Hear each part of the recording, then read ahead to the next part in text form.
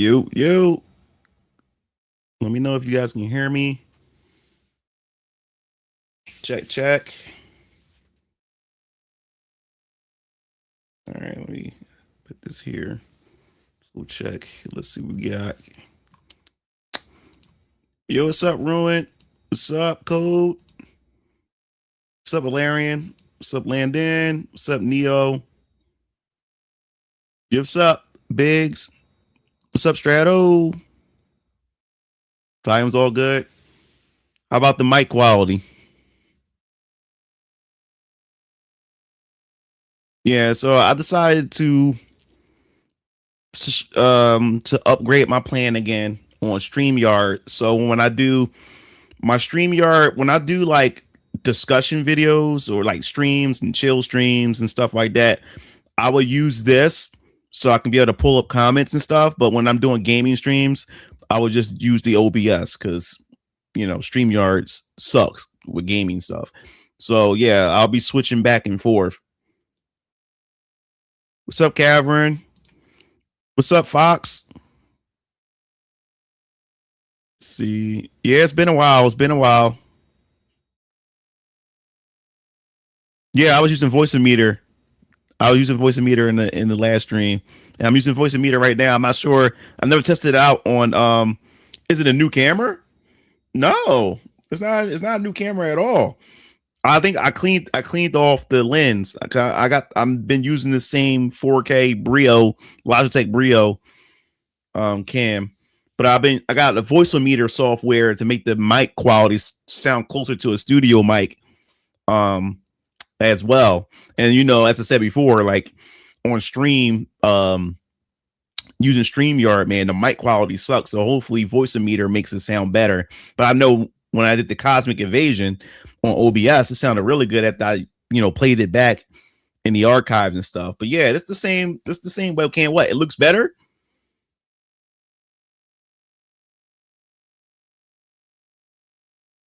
But to eat some steak to Moving Lord stream after a hard day work. Let's go. Awesome. Oh, you've been rewatching my old streams? That's awesome. Yeah, man. I want to try to do some clip highlights. I'm struggling trying to figure out like what are highlights for my streams, like what's going to be clickable for people to check out, turn them into shorts and stuff like that. Still trying to figure that out. That's something I'm not really used to doing. So I'm doing good, just working on my characters. I'm going to do my drawing on Discord tomorrow. Okay. What's up? What's up, Tavon? Yo, what's up? Rakuga, John Smith, what's up? Well, it's been a while since I streamed. He said I've been a while since I caught a stream. No, it's been a while since I streamed. So you caught me at a good time. This is like the second stream this week since I've been streaming a long time. First question from Landon: you still hate Little Caesars? Oh yeah, of course I do. That'll never change. It's desperate pizza. Like if there's nothing open and that's the only thing that's available, then I'll eat it. Man, glad you're enjoying the voice of me. Yeah, man, I love it. What's up, PWX? All right, so there was something I went to. Let me go pull this up for you guys. Let me see. 1 second. I haven't used this damn thing in a while. I haven't streamed in a while, so I remember how all this shit works. I'm gonna pull this up for you guys. Yeah, I guess I cleaned the mic off. I'm using Voice-O-Meter for the microphone as well. Let me bring this in closer for you guys. So, but yeah, it's something I wanted to bring up so you guys can go check out. Let me see. Let's go to share screen here. Go to window. Bring this up. Okay, so I'll bring this up for you guys. Yeah, so I for those of you guys who don't know, I started a new channel I just haven't shared it with anybody. I haven't really shared it with anybody like that because I want the YouTube channel to grow naturally. But I was like, you know what, like what the hell, you know what I'm saying? So I decided to I'm gonna share the link. This is for if you're interested. What's up, Talcum? What's up, Devin? This is my RPG channel. It's dedicated to just RPG content that will be uploaded on this channel.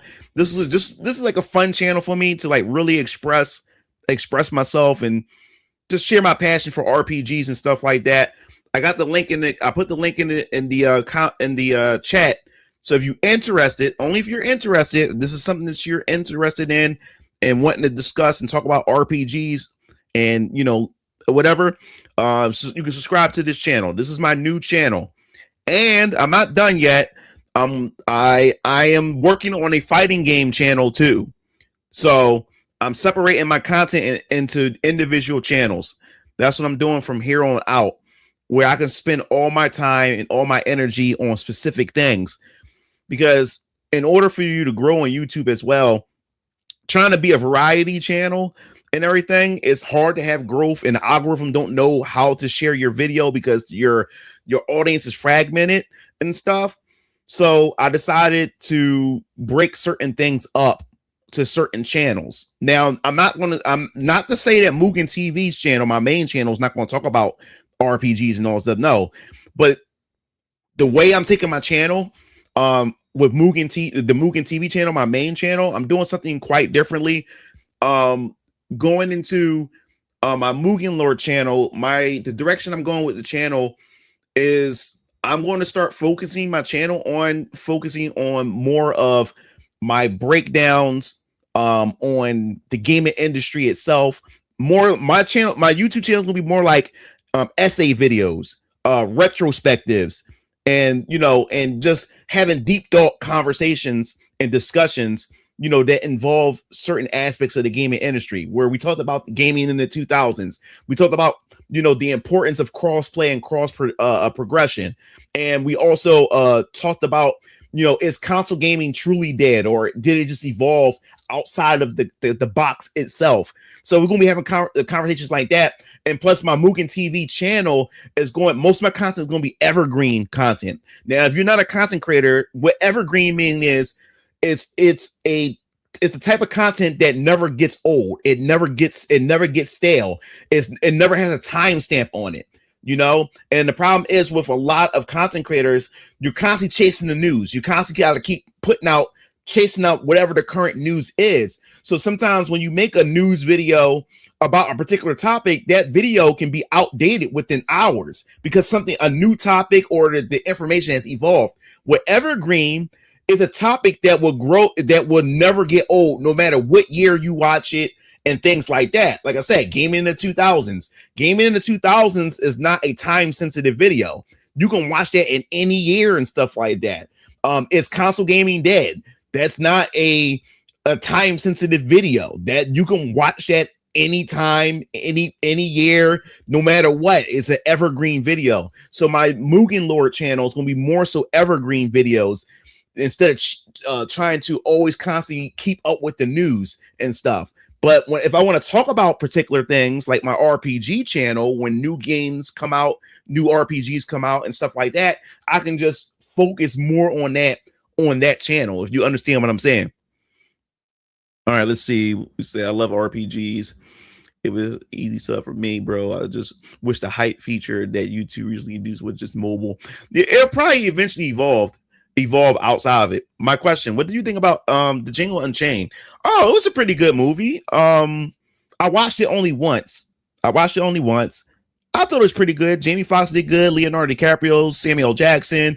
I mean, everybody did a wonderful job. It was a great film, great revenge story as well, and everything. And like I said, Quentin Tarantino, like a lot of his movies are very weird, or the commentary on them is pretty interesting and stuff. But I liked the Django. I think it was a well written film and well acted film. So I thought Mugen Lore would be a fighting game channel because Mugen. Well, I remember I started out as a Mugen channel, but I kept the Mugen Lord name because everybody know me as Mugen Lord. I think it would have been more, it would have been suicidal to just change my name. Everybody knows me as Mugen Lord. So I kept the Mugen Lord name. I didn't change, even despite me changing the type of content that I have on that channel. So I just kept the name. And I even call myself Mugen Lord now because the name, I've been around since 2007. I've been around like 2006, 2007. I've been around that long. The name been around that long. So it would have been crazy for me just to change that name now. So I just kept it. Is I do like RPGs and I play and completed Nicktoons and Dice of Destiny. Okay. It said news videos, yeah, outdated within hours. True. Yup. I said, what do you think of Spike Lee? It's like boys was Spike Lee did Boys in the Hood. Was it Menace to Society? Do the Right Thing. I like the Spike Lee's movies, especially growing up, in the early '90s and stuff like that.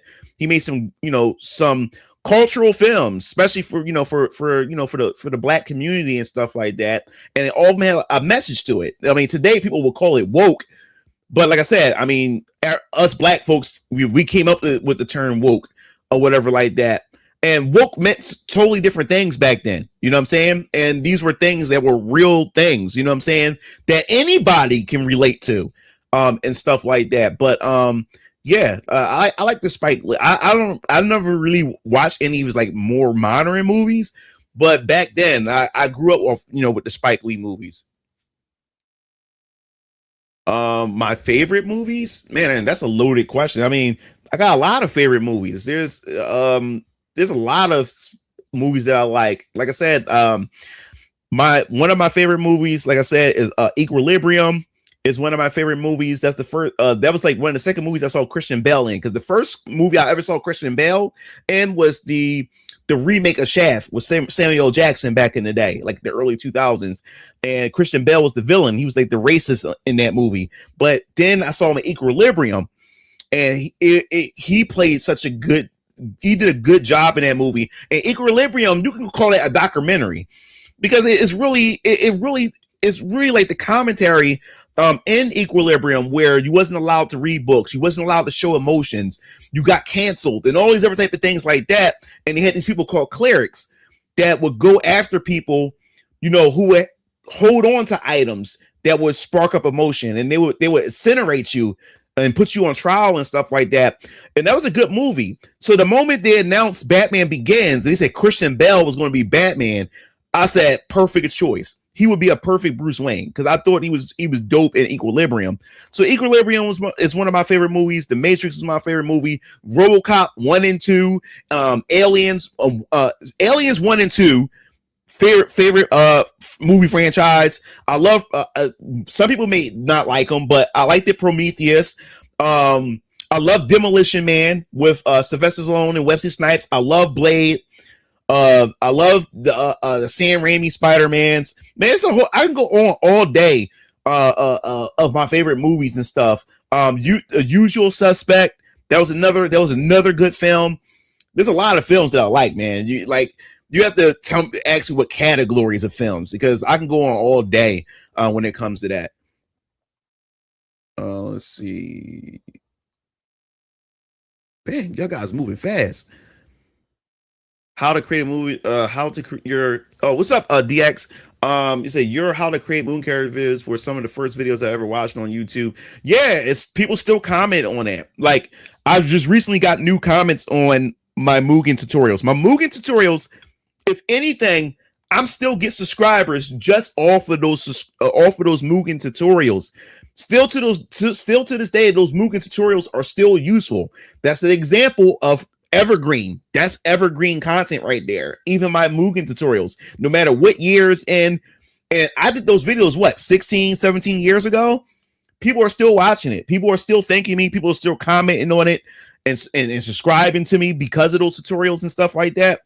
So yeah, I mean, that's how everybody found me, through my tutorials, especially how to make how to create a Mugen character. And I never finished that series. I only did part 1. And the only reason why I never finished it was because the laptop that I had, that had all my work, I had caught a nasty virus. And I lost everything. Had to do a whole factory store.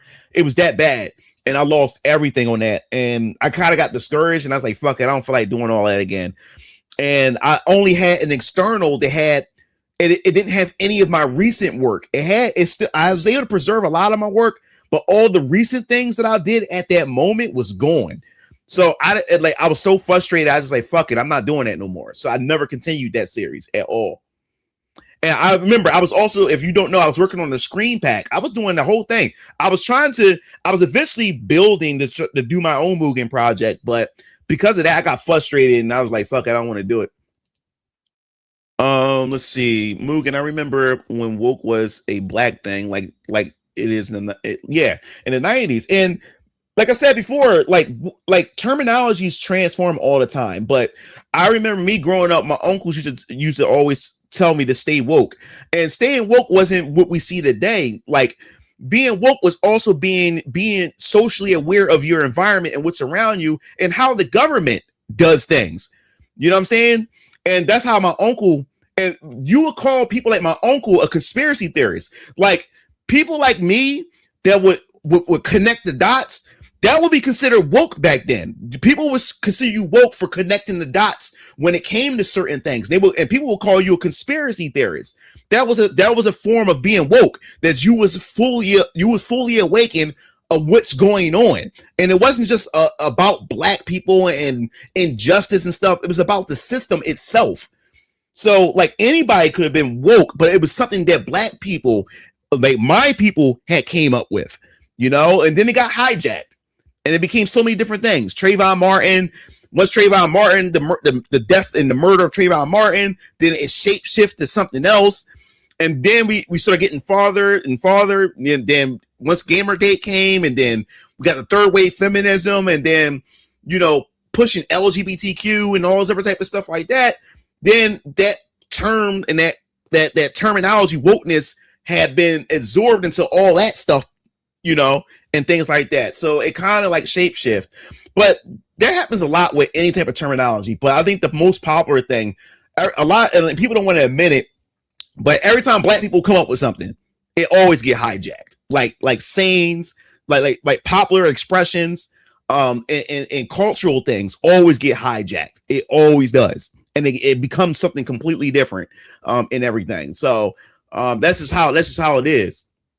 So yeah, I've seen your videos.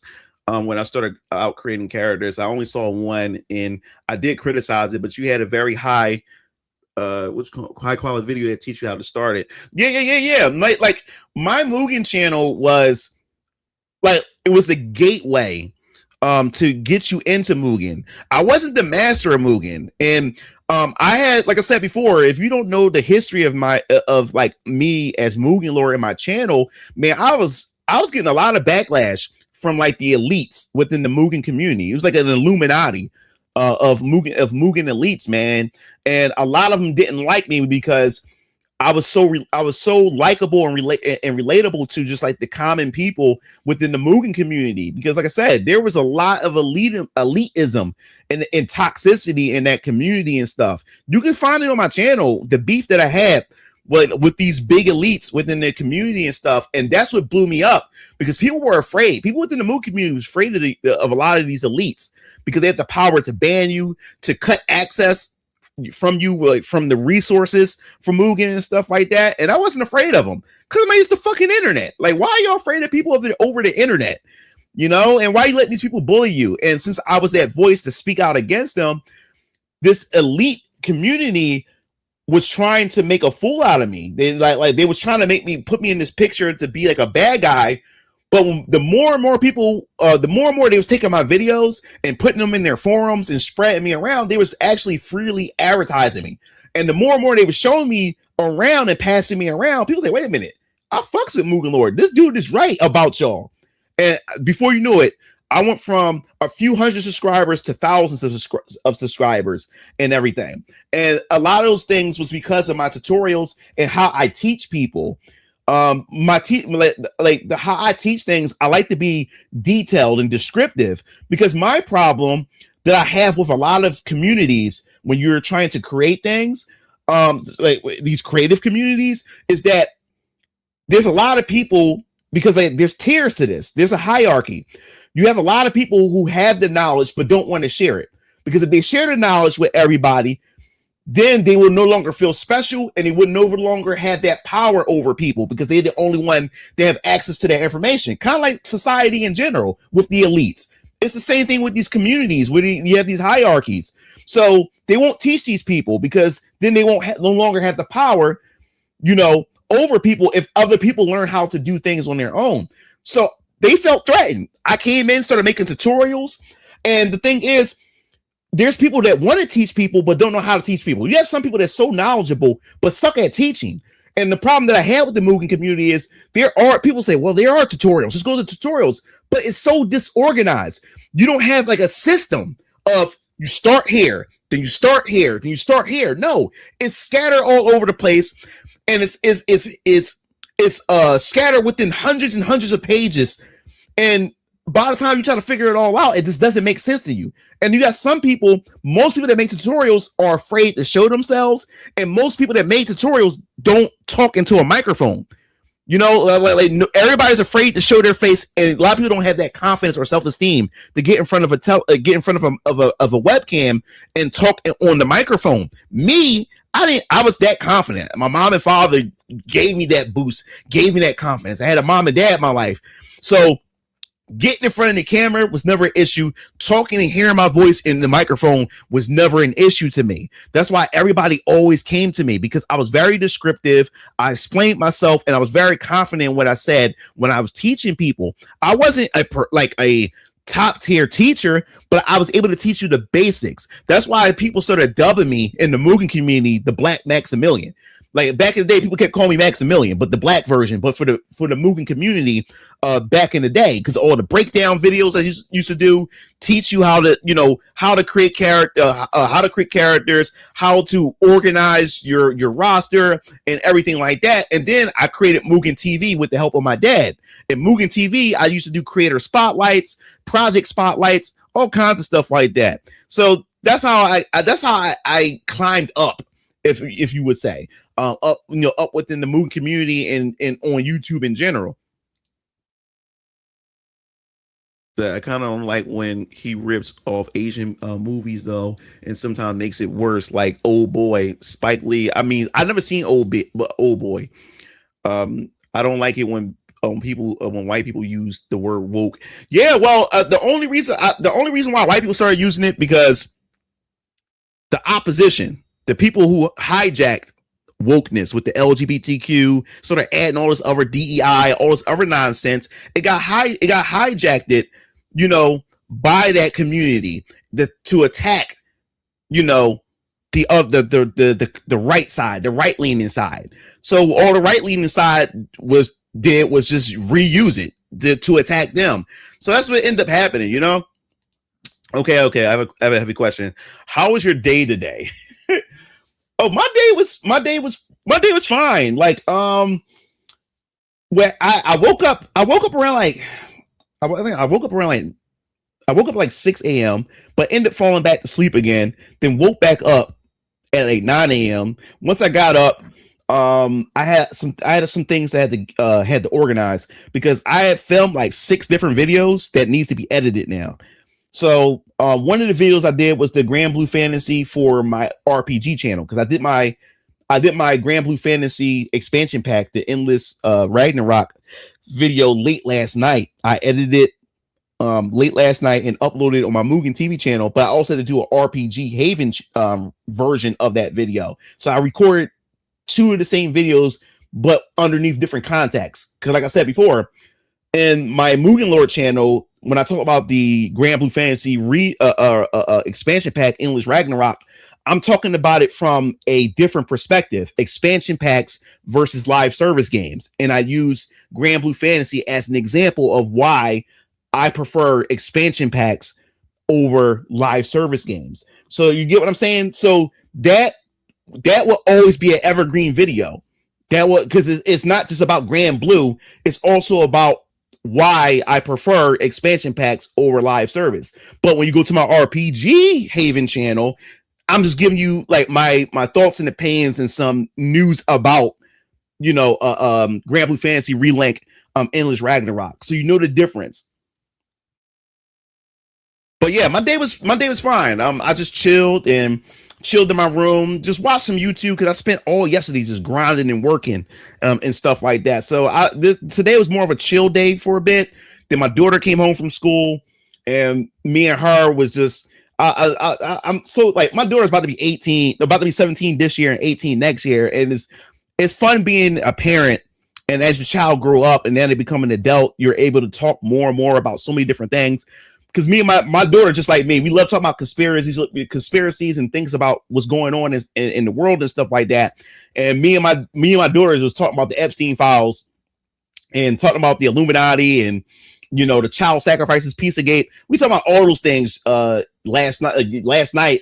And then when she came home from school, we talk about more of the Epstein stuff today and stuff like that. So we did a lot of that, and then me and her had some Papa John's and buffalo wings like an hour or two ago, and then Dad came over and everything. He chilled and stuff. Chilled and stuff with us for a bit. So that was pretty much my day, and here I am now on the stream. So maybe it's just me. The term like woke seem to be beating on his head to the point it's losing all its meaning. Yeah, I mean, yeah, that's true. How my comics coming along? Good question. I'm definitely going to do a Venus Orion comic stream probably next week. I'm not sure yet, but next week will probably be a Venus Orion comic stream. Yes, comics coming along well. Next month I'll be doing. I'll bring it. I'll bring it up just to touch bases on it real quick. Let's go to my Kickstarter. Yes, chapter 2 of Variant Keller's Vampire Killers a campaign is next month. I'm gonna bring this up real quick for you guys. And I'll put it in the I'll put it the link. If you're interested in wanting to support it, it's March 1st. The campaign launches. Here's the link. You can hit the notification button to be notified of when the campaign goes live March 1st and everything. But yes, we're working on chapter 2. Chapter 2 campaign is going to be going to be up March 1st, and this is a crowdfunding campaign to help fund chapter 2, which is going to release this year.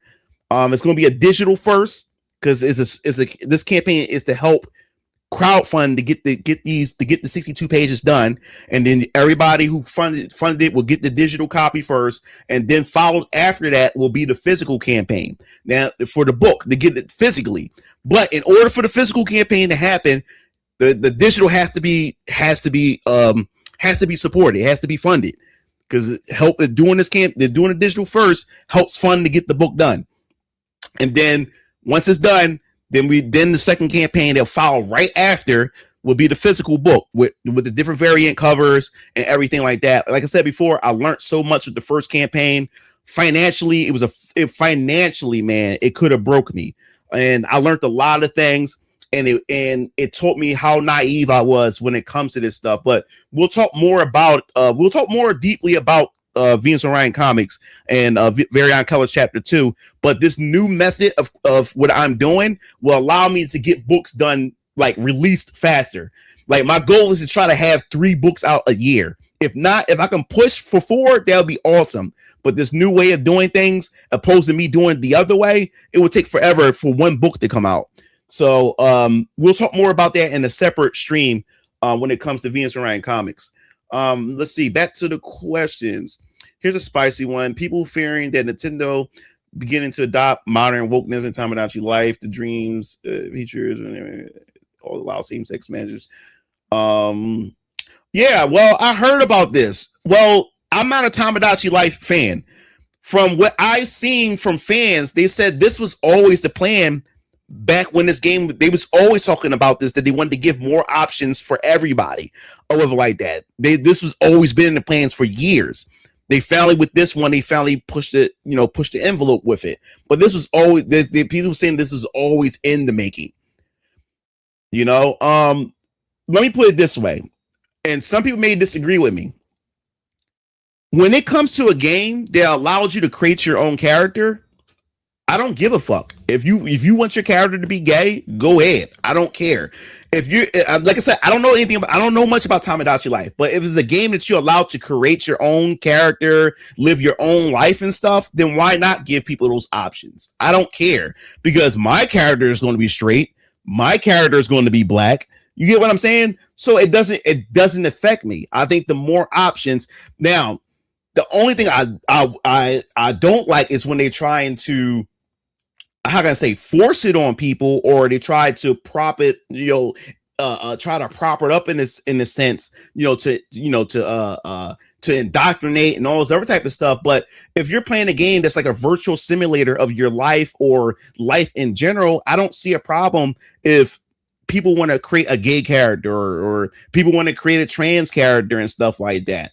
You know what I'm saying? It's only when they try to force it on people. You know what I'm saying? But you can create your own character, you create your own world, create your own whatever you're trying to create. I don't see a problem with that or whatever. So them adding it in there, I don't see an issue in it. Why can't a gay person be able to get on the game and create a gay person? You know what I'm saying? When it comes to character creation, I think everybody should have that option. Rather if you agree with it or not, it just to me it just doesn't make sense for them to be able to just say, hey, this is only available for this, but then it's not available for this or whatever like that. As long as that person is not impeding on me, I don't have no problem and stuff like that. It has nothing to do with me. You know what I'm saying? Speaking of woke between PS5 and Xbox, which is the wokest? As far as, you gotta be more specific, me, like as far as like policies or what they're doing within the company, I think I would say at Microsoft. Look at all the Microsoft Direct presentations. Look at all of them. Look at all the presentations. Most of them got nothing but women helming all the projects, and they got them in the forefront of everything, and the non-binaries and stuff like that. But so what do you think what's WDYT? What do you think is, I don't know, what's WDYT? Demolition Man is one of my favorites. Yeah, I agree. Equilibrium would have been bigger if the studio knew how to market that movie. I agree. The 2000 had so many good movies. Terminator 1 and 2. I know I'm behind. Nah, I didn't like Spider-Man 3. I did not like it. Remember the parody films like Scary Movies? Scary Movies were okay. What do you think of Miles Morales' new Spider-Man named being Spin? I think it's dumb as hell at this point. I would take him as Black Spider-Man or Black. I don't know. I haven't kept up on anything as Miles. I mean, Miles is an okay character. I mean, like whatever. Peter Parker is always going to be the Spider-Man. Like, and it's not even about race. It's not even about race. Like, when it comes to that, Peter Parker is Spider-Man. Steve Rogers is Captain America. Bruce Wayne is Batman. I don't even want Dick Grayson being Batman. I don't even want Bucky being Captain America. Is that these characters has been staples for so many years and has been iconic, and people resonated with these original legacy characters. I don't want them to be replaced and stuff like that. You know what I'm saying? So even when it comes to the Miles Morales, and when I say Peter Parker is Spider-Man and the only Spider-Man, I'm not putting down Miles Morales or trying to be racist or whatever you want to call me, or a sellout and stuff like that. No, I grew up with Peter Parker. He's always going to be Spider-Man to me. No one can ever replace Peter Parker and stuff. I think Miles Morales is cool and stuff.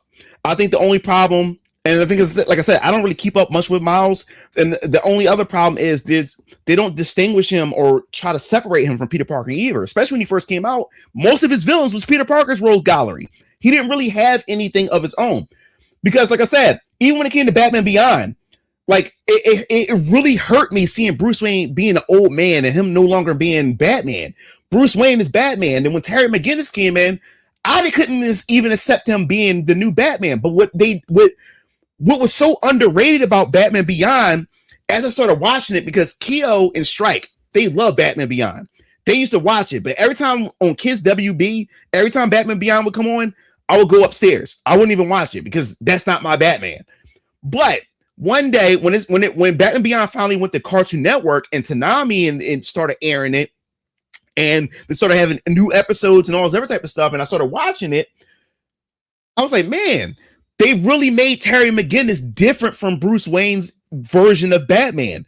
Because when I started watching Batman Beyond, Terry McGinnis had his own rogue galleries of villains. And some of those villains were almost like a homage, a homage to some of Bruce Wayne's villains, but they had their own origin stories and they had their own unique abilities. And I began to accept Terry as this new Batman. He's not there to replace Bruce Wayne, but he was able to be unique enough to separate himself from Bruce Wayne. And that's why I like this. I started liking Terry McGinnis version of Batman with Batman Beyond. That's how you do it.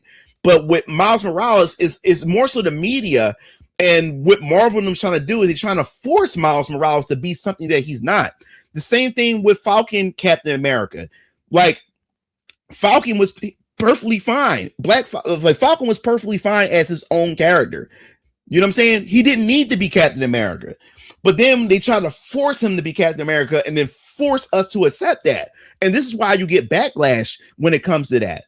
And of course, you're going to have some people who are actually racist, who's going to use that as a way to exploit their racism and stuff like that, and say things about Falcon and stuff like that, and say things about black people. And when we have these type of argument within the culture war space, you're going to have people like that who really hate minorities, who really hate women and LGBTQ and all this other type of stuff, and they use that as a shield and stuff like that. But they don't represent everybody who has legitimate arguments, but they tend to speak loud. Same thing with the woke side, or same thing with the other side, that they are a vocal minority but speak so loud about this stuff, you know?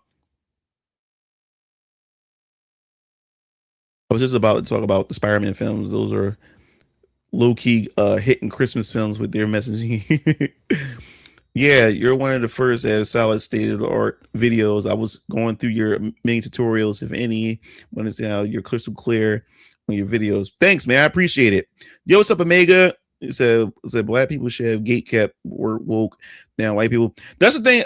That's the thing. Like, we talk about gatekeeping a lot in gaming and stuff, but even when it comes to black culture, black folks, we don't get we that's the problem. We never gatekeep, and because we always welcome and we allow people in, and then it gets hijacked, and then people start claiming that they started this, and then people run with it, and then people forget the origin of where it comes from and stuff like that.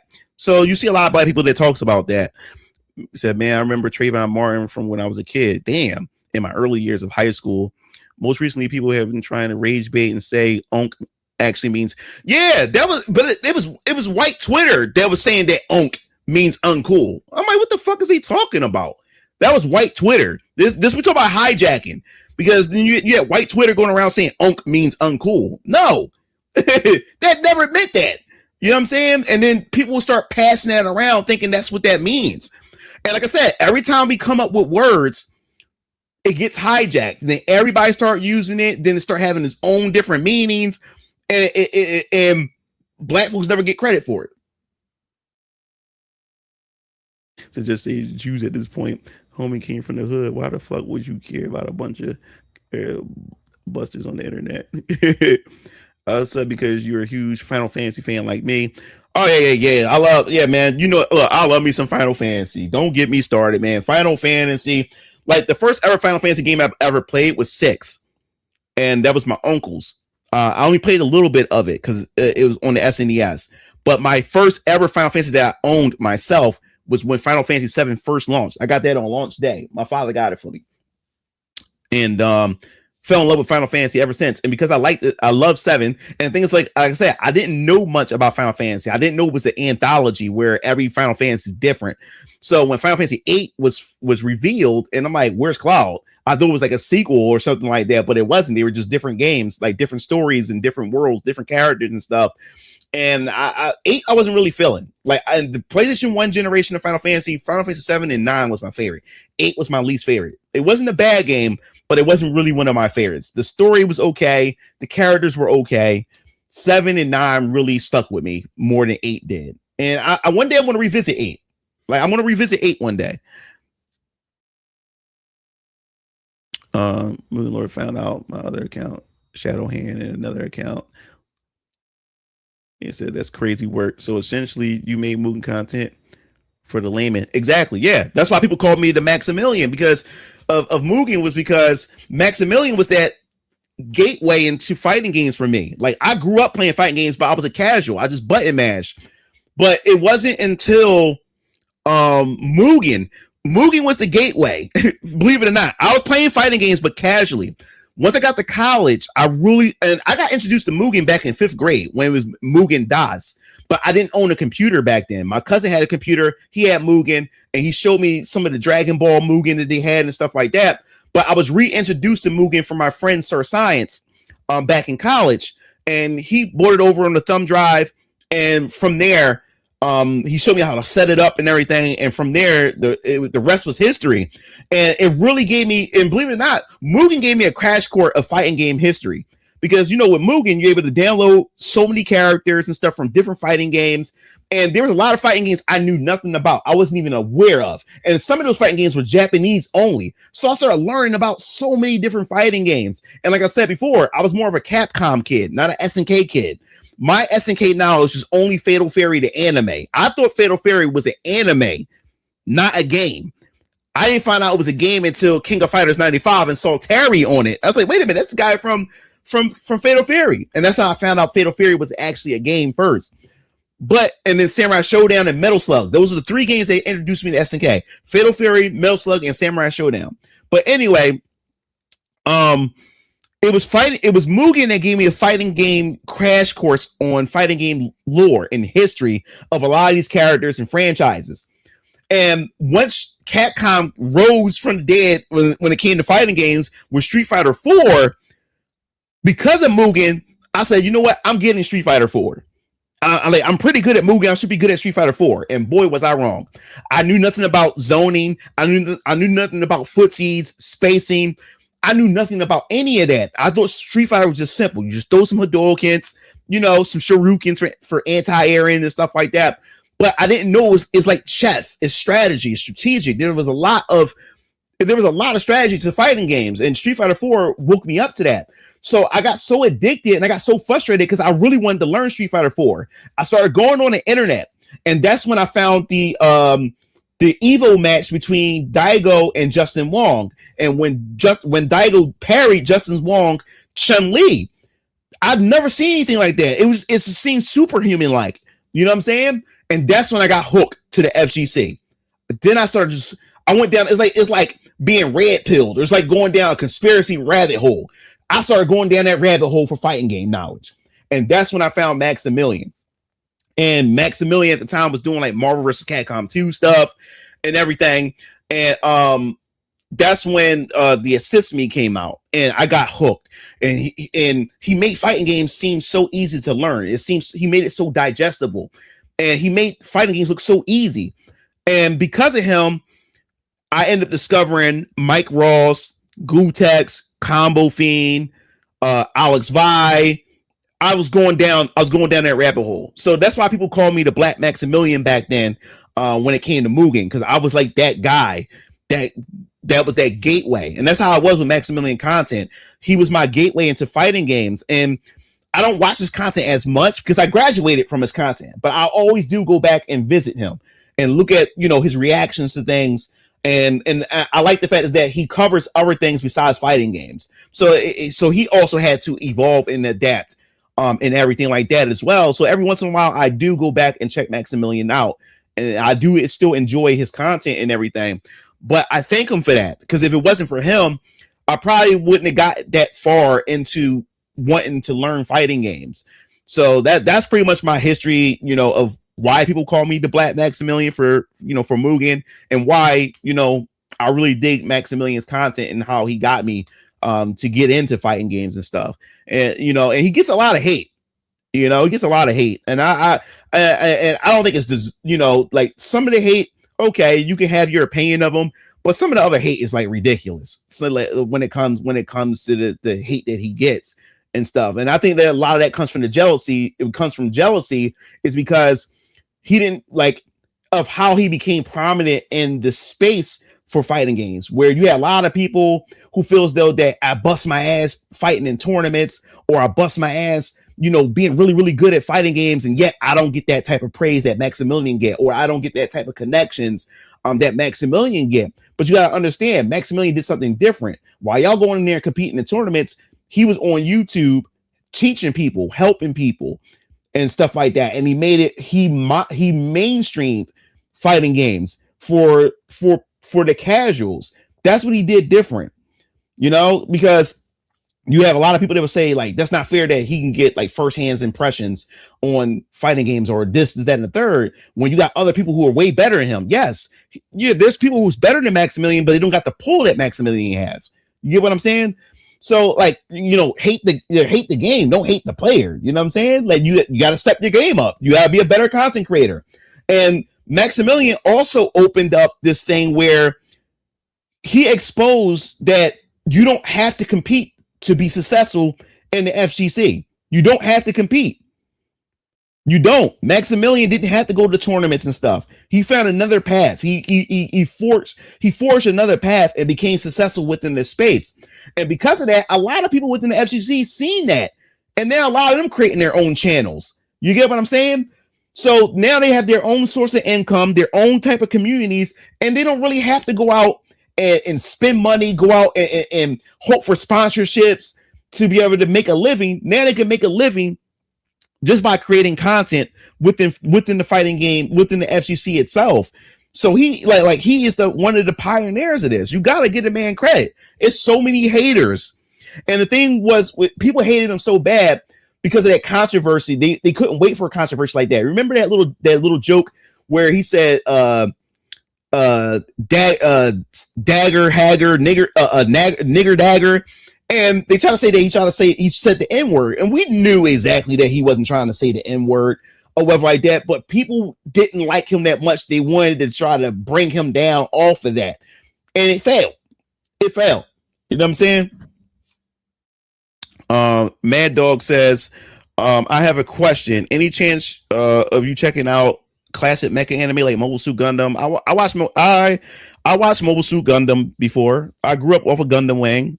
Mobile Suit Gundam is okay. I mean, like, Gundam is okay, period. Like, the reason why I Gundam Wing is because I grew up off of Tsunami with Gundam Wing.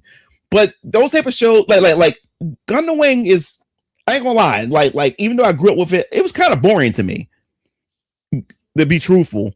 So there's not really a lot of mecha out there that really like pulled me in. I saw a little bit of Robotech or whatever like that. That was okay too. But there wasn't a lot of mecha that was out there as far as anime is concerned that really pulled me in. Now, mecha in general, I think is a pretty cool genre, though, as far as gaming is concerned. Xenogears is a perfect mecha RPG and stuff that I fell in love with. Armored Core. I love the hell out of the Armored Core series. It's hard as fuck, but I like Armored Core. But mecha in general is an acquired taste. Hey, looks like you're true master of the Dark Dragon Sword. Oh, thanks for the super chat, John Smith. He said my first ever donation for you. I'm using it to recommend Old Boy, the Korean original, and Thirst by the same director. All right, I'll look into it. Maybe me and my daughter will probably watch it or something like that. I'll see. Let's see. The original is actually Japanese manga, which everything stems from. Okay. They grew up so fast. Is she going to be a writer too? Epstein files are good material for evil characters for your story. Bro, you hit, like, I'm not saying nothing, bro. Like Talcum was on to something. You said, what are your thoughts on the Coffee comics? And I have no idea. I don't follow none of that. So I the way he rips people organizations, I have no idea. You have to really update me on that. Oh, what's up, Cook? Is that what's 33.50? Let me see. So oh boy. You said oh boy was a good movie on, you said Korean manga. Yeah, y'all have to point me. Y'all want to point me to that. That's what you want to do. That's what you want to do. You want to point me to that. That's what you want to do, so I can know exactly what that is. He said that it looks more that the art looks more dynamic. Talking about VK or 67. Cook said the art looks more dynamic. Did you see Optimus Prime and I see Optimus Prime and Epstein files? He said not kidding. You look it up. No, I haven't checked that out yet. Good train of thought. We exactly like. Dragon Quest 11 and Dion from Final Fantasy 16 are good characters. They're both gay. Yeah. Dion was a good character. I said it in my video. I said it in my video about Dion. He was a gay, and this is the thing.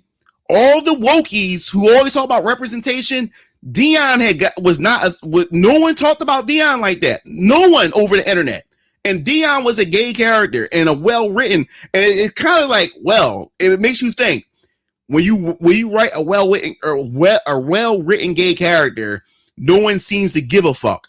And then those who did mention Dion, they weren't satisfied with that.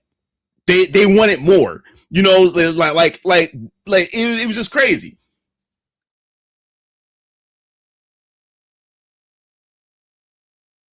Can't wait for Variant Keller's side scroller beat 'em up game.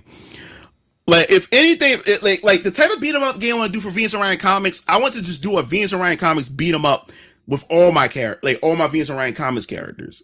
Like how you got Cosmic Invasions. I want to do something like that. So it's not just VK characters. This is my Ultra Squad X characters, maybe Jake Pierce, a lot of other characters and stuff like that. I'm going to be honest. Into the Spider, yeah, Into the Spider-Verse is. I mean, yeah, like I said, Into the Spider-Verse is a good movie, but it is overrated. But like I said, it has a lot to do with the media. It really has a lot to do with the media that tries to oversell Miles Morales. And you said the storyline was fine. As you said, isn't there a carbon copy of Peter? Yeah. But I like the idea of Spider-Man, but I don't like it's the Spider-Verse is overdone. Like, it's too many Spider-Mans and they just trying to just milk Spider-Man. So I remember the only black superheroes that I saw on TV, never in comics, that was Static Shock, Green Lantern, and Spike from X-Men Evolution. Yeah, like Static Shock, man. Like, it took me some time, like, because I'm like when I first saw Static Shock, I was like, oh, we get why why can't Static Shock just be a superhero? Because like, oh, so this is a hood, this is a hood superhero, right? But man, and I started watching like Static Shock. I said, oh, man, I love this show. It's really, really good. And I didn't know he was DC until one day I saw Batman. I was like, what the fuck Batman doing in this shit? What the fuck Superman doing in it? In Green Lantern? But yeah, I love Static Shock, man. Yeah, they're desperate with it. It said too much history behind that word. Tobey Maguire will always be this Spider-Man. Yeah, Uncle. Just like that term, red pill, blue pill, which originally meant spiritual consciousness, now it's just turned into dating dynamics and such. Yeah. Hi, June. How are you? Is short for uncle, just like dad. Yeah. You got, yep. Mugen is a gateway for developers too. Yep. I agree. There was a really cool Brazilian Mugen artist who did the Wonder Woman sprites. Yep. And I remember, what's his name? The guy who created Dragon Claw, he died. Rubenki. And that was sad. What was the chances that on the news it was during was he Taiwanese? I can't remember. I knew he was from one of those Asian countries, and it was during like a festival where a boat festival, he drowned or he died in a tidal wave. Rubenki, he created Dragon Claw, Evil Ryu, Evil Ken, and stuff. I did like a homage to him on the channel. He said every suspect that hijacked is from primary media trying to capitalize on trends to subvert it. Yeah. Longanera was the name, I think, really retired. He was also doing She-Hulk. Uncle is just short for Uncle, if I recall. Yeah, it's Uncle. Those Fatal Fury movies go hard, even though the animation is stupid looking sometimes. Yeah. Likewise, exactly the same experience for me. Justice for Gutex. Like, looks like your Kaiba Arts. Wooly got me into fighting games. Dope. Max put in the work and he's entertaining. Drew June. If people want to watch you, they will. Hear more of a speaker than a straight competitor, but he's very good at the art of fighting game. He's not weak by it. Yeah, Maximilian, man. Like, I was always impressed by how he just learned, he's adapted shit, like how the rest of the people in the FGC, like Justin Wong and them. Have I seen Ghost in the Shell? Well, can a duck swim? Of course. I love Ghost in the Shell, and I can't wait for the new anime, which is going to be respectful to the manga itself, because Ghost in the Shell, as we know it, is totally different as far as tone is concerned and how the characters are compared to how the manga is. Because I've never read the manga, and when I started doing history, I started looking up the manga years ago. I was like, wait a minute, it looks so weird seeing Motoko doing like funny faces, and all the characters sometimes look chibi looking in certain aspects and stuff during certain. I was like, man, this looks a bit more. It has a little bit more lighthearted tones in the original. I said, it looks so weird, but yeah, they're going to pay more, states more true to the actual manga itself. So I'm looking forward to that. I love Ghost in the Shell. Like I said, Ghost in the Shell, Xenogears, Final Fantasy VII, and a couple other Blade, Marvel and DC in general is responsible for the creation and the conception of Venus Orion comics. Like I said, Xenoblade, no, not Xenoblade, I mean Xenogears, Final Fantasy VII, Ghost in the Shell is responsible for the creation of Venus Orion comics. I'll just keep it at that. I remember he cried from that. That was kind of funny. Good break. Will DC Comics make a comeback in gaming, or are they behind? Why is it? Why they could crossover with Marvel, since crossover is real canon? It's Marvel, DC could happen anytime. It's a licensing nightmare. Doing Marvel and DC is a licensing nightmare. Will we ever see it? We'll probably only see it in comics, but seeing it in the theaters. Look, I'm not even called Onk anymore. I got so many people now calling me Dad, and I think it's an honor people call me Dad, because there's a lot of people that sees me. There's a lot of people that sees me as a father figure and stuff like that. I take that as an honor. Like, niggas not even calling me Onk. Niggas are calling me Dad, and I'm hearing it in a lot now. You should check out Armored Troopers. Okay. I said no. Is it do not watch with daughter? It said, what do you think about the anime Psycho-Pass? Oh, I love Psycho-Pass. Strike got me into. He introduced it. He introduced it to me when I was in college, because I knew nothing about it. He mentioned it to me. He sent me a link to it, and then I got hooked to it. He said, were you the model for Charles designing? I have no idea.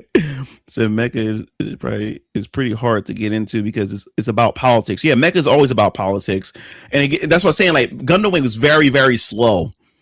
It was a lot of politics in it, and like I said, it was kind of boring to me at times. And Frozone, he accidentally died in a boat accident. Yup, everything is good. Also, after watching MCU Spider-Man movies, I gotta say, even though Tom Holland's cool, those movies themselves are really still, yeah. Well, like, because with the Tom Holland Spider-Man, that's not really Spider-Man. That's Iron Man Jr., like most people say. Like the reason with the Tom Holland Spider-Man, he never really had a time to be Spider-Man. He's always accompanied, like, with other people and stuff like that. He had the spider armor and stuff like that. So this new trilogy that's supposed to come out is probably more to the street level Spider-Man that we know and love. But from what I hear with this next Spider-Man movie, it's going to have Punisher in it. Then there's rumors that Hulk may make an appearance in it. There's all these other cameos and stuff. Like, let the nigga be by himself. Let him run his own shit. Yeah, way too safe. Yeah. Maybe more accurate to the manga. His shrine is on the internet. Is a shrine I love visiting the carrots. Oh, wow. Yeah, man. That was just so sad. It's cool that you were already thinking about making the action, beat them up with. Yup. Yeah. Yeah. I'm like I said, I'm gonna be doing action RPGs. I want to do I want to do I want to do like a 2D fighter with my Venus Orion comics characters. I want to do a platformer with Venus Orion in general. when I say Venus and Ryan in general, it's not just my comic book characters. I'm also talking about my video game characters. Because remember, I'm want to start an indie game studio with Venus and Ryan Games, and like I told you, I got my own Final Fantasy like series called Galenia, where it's an anthology series. Every Galenia game is a different art, is a different story, different world, different characters, and stuff like that. And remember, Radical the Porcupine, that's my platformer and stuff. So I want to do a platform. I want to do like a Smash like fighter that has all my Venus and Ryan characters. I want to do that as well. Marvel and Counter DC only happened once in the early 2000s, I think. It actually happened in the 90s too, at first. I see you as an older brother. Oh, thanks, man. Appreciate it. Have you seen Windbreaker? No, I don't think so. Armor Trooper, Gundam Wing, it's political Warframe themes. He said, I'm tired of these card games and turn-based games. The Avengers Doomsday or Secret Wars better pay tribute to Wesley Snipes. Blade, because Wild Helm, Marlon, yeah, man, like Blade dog, so underrated, dog. I love watching Blade. I like the first and second one is good. Third one was trash, but out of all three films, the first one was the best one. I can rewatch. I introduced Blade to my daughter about last year, and my daughter loved the Blade movies. She loved the Blade movies. Like you when it comes to a lot of Gundam, but one of the Gundam shows I watch and really love was the Gundam Build Fighters. I ain't like Gundam Build Fighters is because like I understand it's to promote the Gunbloods, but the battles it felt like there wasn't really any real like rule set. If you get what I'm saying, like when you watch Pokemon, you know what the rules are. So so you're invested in the fight. When you see Pokemon trainers fight each other, the same thing with Yu-Gi-Oh. You know the rules to Yu-Gi-Oh about when the life points hit zero, bam, that's the end of the fight and stuff like that. And you know about trap cards and stuff like that. But when I watched when I saw, because my brother Keo is a fan of Gundam, so when I watched the Gundam Build Fighters, when you see these battles, I'm like, what's the rule set?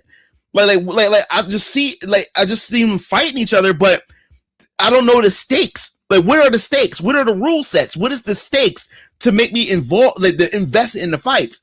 So to me, the Gundam Build Fighters is just a way to promote the Gunbloods. That's all it's for. Mm-hmm. Which of the women in Witcher would you date? I don't know. It's because I never played Witcher. Like I know, my knowledge is just looking at the games and the characters from a distance. I never played any of them. Oh yeah, definitely. Some back. When we bring like I said, they work. They like it's all about how can I get them on to get them on stream because they got jobs and stuff like that. So a lot of them got to go to bed early. Some of them get back late. So they have to our schedule or how we plan things have to align just right. Tris, I'll date Tris. Did you see the latest pictures of Laura Croft and her coming live action Laura Croft? Yeah, I saw it. Angelina Jolie, no one's ever going to top her. As like she was the embodiment. That was Laura Croft. That was fucking Laura Croft. She killed that role. Angelina Jolie, she is Laura Croft. No one can be able to do Laura Croft better than her. She had the look and everything.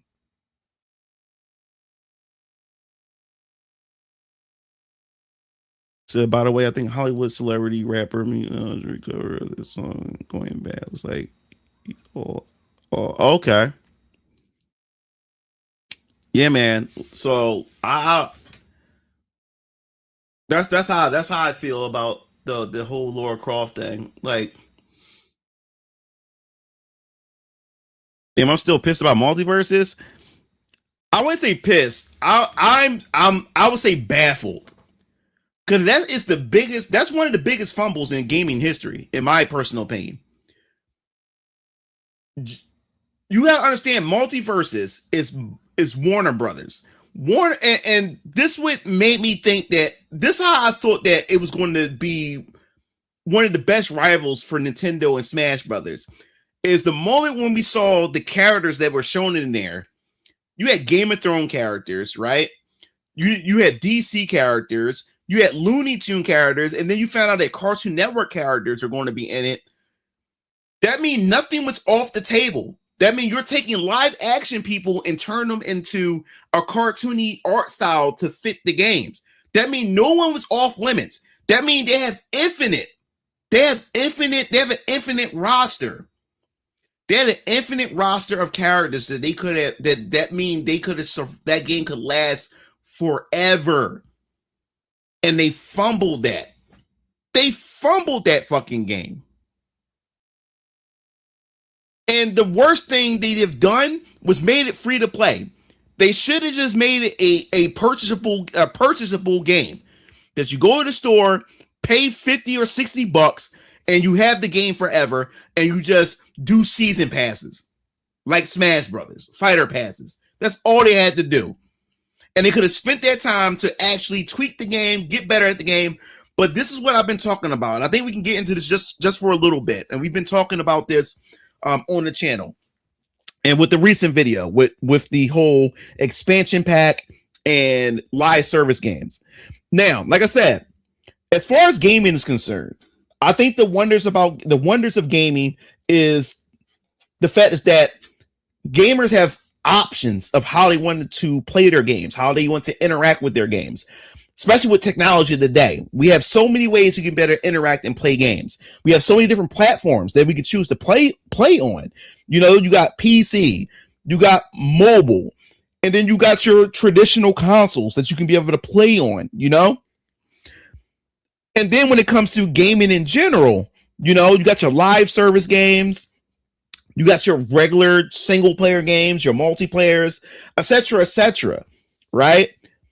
But the problem is live service games, as I said in my video before, it created a totally different type of incentive in the industry itself, and how developers develop games, and the relationship between the developers and the players themselves. We live in a retention economy. That's what we live in today. It's all about retention more than anything. It's when they come to these games, their incentives is how long can they keep you in these games so you can spend money. So the incentives have changed. So now when you create a live service game, it's no longer about, as I said in my video, it's no longer about having that experience that once you get it, you get the whole complete experience and you finish the game, and you can always go back and revisit it. Now, like Ty Howard said, that during the time he revealed Fallout 75, 76, he said it's not about how a game launches, it's about how a game eventually becomes. And I'm paraphrasing it.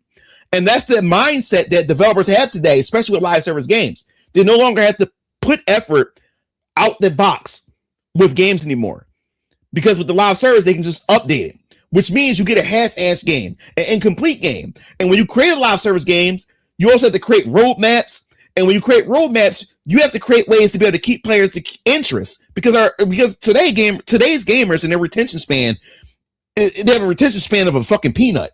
You know, people just bounce around all over the place. They can't stick to one thing. So you have to keep these people interested.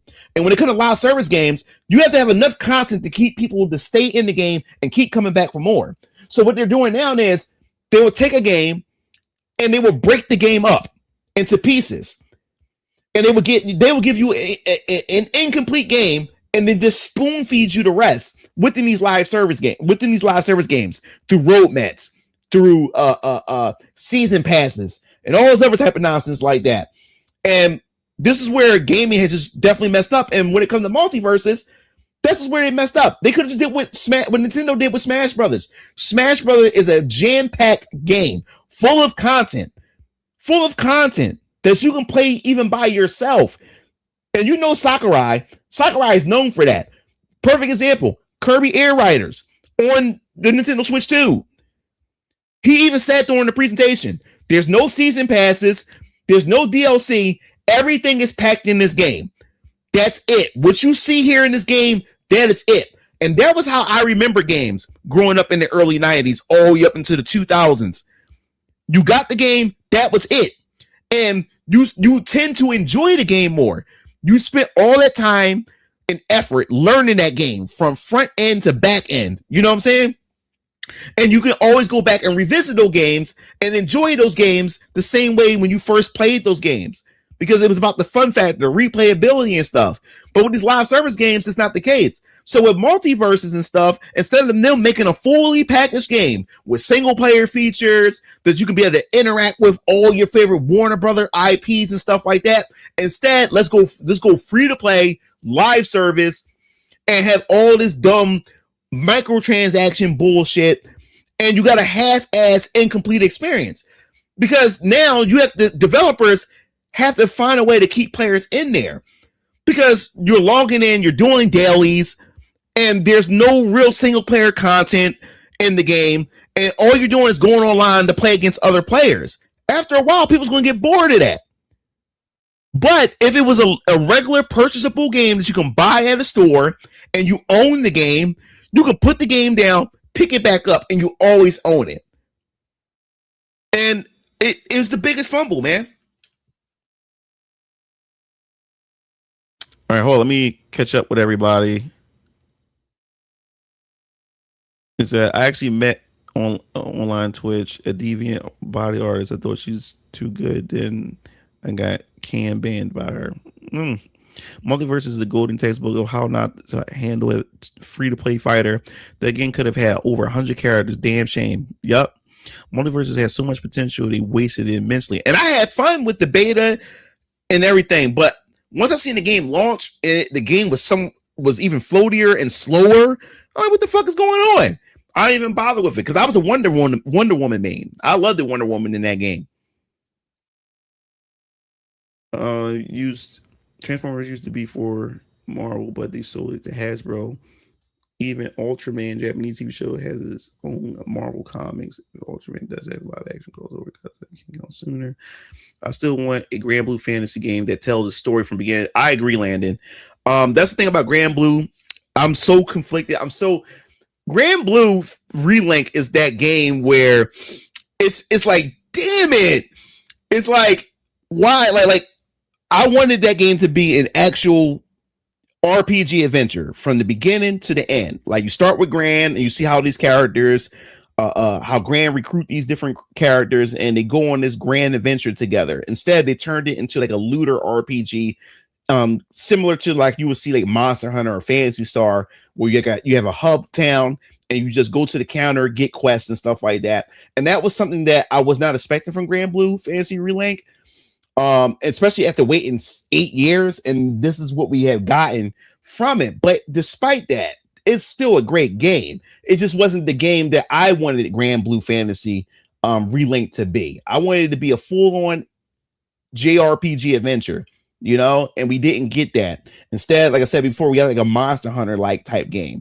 And the fact is that the game already start with an established relationship with the characters. And it was they more so built the game for fans of Grand Blue, who's been playing the mobile or the browser game, you know, since day one. So it's more so for them. So when you first jump into the game, these characters already have a relationship with each other, and it's already implied that they've been on many adventures and you're just coming for the ride. You know what I'm saying? So that was the bummer. And then when you recruit other characters, they're not part of the main story. Your main cast is Gran. Who is it? Is Gran? I can't remember all the name of the damn characters already. Vegeta, Rankum, what's the chick with the repair? I can't remember her damn name. Well, anyways, is it Rosetta? And there's a couple other characters. About like 5 to 7 characters who are the main cast, while the other characters you recruit aren't part of the story. You just use them as playable characters, which kind of sucks. You know what I'm saying? And I did a review on it. You can go check out the review. And it's one of my highest view. Like I did not expect that video to get a lot of views. It's I think it's almost touching 20,000, I think, views. That was a pretty good video that I did. I was not expecting that review to get the hits that it gotten. But I'm happy that the expansion is out. That means I get to play with you guys. It's going to be cross-play now. So I'm looking forward to that. So I was disappointed how Multiverse was handled. Retention span of a fly. Yo, what's up, Emerald? Do you want the expansion of? Just give me let's do a new brand. Let's do a brand new Smash game. Brand new Smash game. And some people may not agree with me. The next Smash Brothers game has to be a reboot. Start the whole time. You had to start a brand new, fresh roster, and freshen up the gameplay. Freshen it up. Do some. I know it's risky, but do some. Freshen it up. We need to freshen it up. In my personal opinion, I love Smash Brothers, but as more titles come out, I'll play them less and less because they all feel the same after a while. And no matter how many characters they keep releasing, after a while, all the characters start to feel the same. Some characters are like variations of other characters and stuff like that. And then after a while, it just boils down to me only picking 3 characters out of a roster of 50 or something like that. You know what I'm saying? So I think the best idea now is to go back, reboot it, bring the veteran characters back, but give them a new tool set to make them feel like new characters. And I want it to be more of a Nintendo fighter. Like, I love the fact is that we did get Cloud and all those characters, but it was no longer a celebration of Nintendo, it was just a celebration of gaming history. And that's fine and all. But I want more Nintendo characters because I think a lot of Nintendo characters that got robbed, you know, within Smash Brothers. A lot of the characters that I wanted became assist trophies. Like, why Skull Kid? Like all the Zelda playable characters. We got three links, one Zelda, and then we got a Ganondorf that's a variation of Captain Falcon as far as his moveset is concerned. Well, he plays differently. Well, his properties are different, but his animations are the same. That was robbery. We didn't get Garaham. We didn't get Skull Kid. They could have had Twinkle. They could have had all kinds of different characters. Inside Impa, we could have all these different types of characters. And from the Zelda franchise to represent the franchise, and we didn't get that. You know what I'm saying? So I want the next Smash Brothers game to be more Nintendo than throwing in a bunch of crossover third-party characters. And I know they can't fully get with it at because that's what brings the money in. But I want to see more Nintendo characters in the next Smash Brothers. Of the annual games and the sports games, wrestling games, you can always go back and play. Yup. Oh, damn near obligation. Yeah. And that's the problem with live service games. And for developers, when you create roadmaps as developers, you kind of pigeonhole yourself. You kind of trap yourself, is because now you're obligated as a developer to make sure you come through on those promises with roadmaps. But with an expansion pack, there's no promises. You can put out a game and just go ghost for a little bit because you're working with Cygames did, and they're in the background working on an expansion pack. And you come back and say, "Here's your expansion pack. Have fun." And if the expansion pack sells really well, you can do another one. But at the end of the day, you're not promising anything. And what I like about expansion packs is that when I finish a game, I can move on and play something else. And then out of nowhere, they can whip out an expansion pack. Man, that's fun. I can go back to a game that I already finished and complete, and I can go back to it years later or months later and open it back up and get right back into it again. You get what I'm saying? But when you have live service games and you have these roadmaps and everything like that, you gotta hold through on your promise, because if you don't, the community's gonna feel like they've been ripped off. That they spent all this money and then you didn't come through on all your promises. Think about Overwatch, for examples.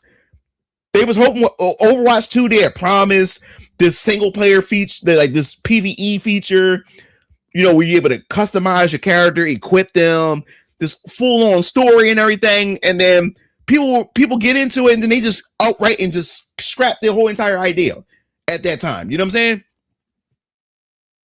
I fumbled by pre-order Code Vein and they put woke agenda in it. What are your thoughts on 2KXO? I haven't played it. I don't like. Is it free to play, or is that a purchasable game? If it's free to play, I don't like that either. Like, I want to own the game. Yo, what's up, Grant? It's rated teen, and there's a character who's seen nigga in a hot spring ring too. Make it turn. But did you say you wanted a Smash game? No. I was saying that I want to make a beat 'em up game. I also want to make a Smash like game, like a platform fighter. I want to make a 2D fighter. I want to make some action games. I want to make some action RPGs and stuff like that. Like the Eighth Omni District, for example, that'd be like a third person action game with Faith Tanaka and her team from the Eighth Omni District for Phoenix Orion Comics. That would be like a third person action game. That would be pretty cool. Multiplayer too. So I feel disappointed with Marvel vs. 3 only had 2 DLC characters, but at the time, Marvel was limiting character roster usage. At least the community edition kept it alive till this day. I don't know what's next for Capcom. Remember that Final Fantasy 12 hunt, the first hunt, go to the board, then you go to the desert, only to find a small tomato monster. Yeah, I remember that. Oh, that's the same animation, Ganondorf Falcon. To tell the truth, dude, to this day, I've never played a Zelda game outside of Breath of the Wild. Not because I dislike the series is because I never got around to it. Should I start with Ocarina of Time? Like, yeah, I mean, Ocarina of Time for me personally, I love that game. It just depends. It's an old game, so like the mechanics maybe, like I said, it's more traditional Zelda and stuff like that. It does have its limitations. Still a great game. If you was to play Ocarina of Time, they did do like a remaster for the 3DS, which is really, really good. But yeah, if you want to try Zelda, if the 3D Zeldas you want to try Ocarina of Time. But my favorite 3D Zelda is Wind Waker. Like, I love Ocarina of Time, will always be one of my tops. But man, that Wind Waker. And the reason why Wind Waker done so much for me because it was the game that I was shit talking so much and so mad because of the cartoon style when they was already showed a tech demo of a more realistic, like a realistic / stylistic style Zelda game that we never got at the time. And man, that game had so much charm, and it was actually like one of the first 3D Zelda games that really started going in on story, because Zelda wasn't really about story. It's more about exploration, puzzle solving, and stuff like that. Ocarina of Time really started introducing story more, but man, like Wind Waker started really getting me into the lore of Legend of Zelda. It really did. And then Twilight Princess came out, and I wasn't really a big fan of that because to me, Twilight Princess felt safe. It felt like it was retreading Ocarina of Time again and stuff like that, even down to the final battle and everything. So it wasn't really my favorite, and the pacing was horrible. And I hated Wolf Link. No. I won't say the pacing was horrible. I hated Wolf Link because you was Wolf Link through majority of the game and stuff like that. The worst pacing of a Zelda game was Skyward Sword. I never finished that game. And the story was interesting, but the pacing was so bad. Yo, what's up? It's Sonic Adventure. I was so close on getting Sonic Racing Cross World, but I had to get Tekken 8, Fatal Fury, Sea of the Wolves, The Crew, and this other game called Japanese Drift Master. Out of all those games, you could have just not get Tekken 8. You could have just got Sonic Cross World. Ninja Gaiden 2 Black. Content creator King Bob has made several Smash BDS fan games. I like timing based games like Dead Rising. You mean Doomsday games? I hate Doomsday games because the pressure, you're always like, you don't get time to suck and breathe in the atmosphere. I hate Doomsday games like Majora's Mask. Even the first Pikmin was annoying, where you had 30 days of oxygen with Captain Olimar and you had to find 30 pieces, and that was stressful. I hate games that stress me out like that. Final Fantasy 13-3 had a Doomsday system too. Oh, what's up, Levistro? It's a Zelda games to play in order of importance. Legend of Zelda NES, Legend of Zelda 2, Legend of Link, A Legend of Zelda, A Link to the Past, Legend of Zelda, DX, Game Boy Color. Yeah, there's a lot of them. I'm not a handheld guy, so I'm gonna be honest with you. I've never really played a lot of the handheld games. Like, I was never a handheld guy, so I skipped a lot of the handheld Zeldas, except for A Link to the Past Advance, and it came with the 4 swords. So me, my brother, both my brothers, Strike and Kill, and my sister, we all had our own Game Boy Advances for Christmas, and our parents bought us link cables, so we was able to play Four Swords together. Story about Ocarina of Time. I don't mind retro games. In fact, I actually have a huge love for 64 visuals. It was such a charming graphical style at the time. That's the one thing about 64 games. A lot of those games didn't age well. Even the gameplay to some of those, because of the controller. I think the controller is more so responsible for that. But there are 64 games that I don't mind going back and play, especially Bomberman Hero and Smash 64 and even Ocarina of Time. I do not mind going back playing those. Warcraft is dying, and the only thing Blizzard last hope was to keep updating WoW and another StarCraft game, third person FPS coming soon. BlizzCon. Okay. Twilight Princess was my first Zelda game. Oh, interesting. Yeah, that was not one of my favorites. I was quite disappointed in that. I got that for the Wii when the Wii launched. Lore was needed though, and I think we got it. Puzzles pissed me off to no end. The most memorable experience that I got from a Zelda game was Ocarina of Time, and of course Wind Waker. But oh my god, you had to be there for Ocarina of Time when it first released on the Nintendo 64. And I remember what date. Let me get what date that Ocarina of Time released. What was the date? I'm gonna get that. I want to see what was the date.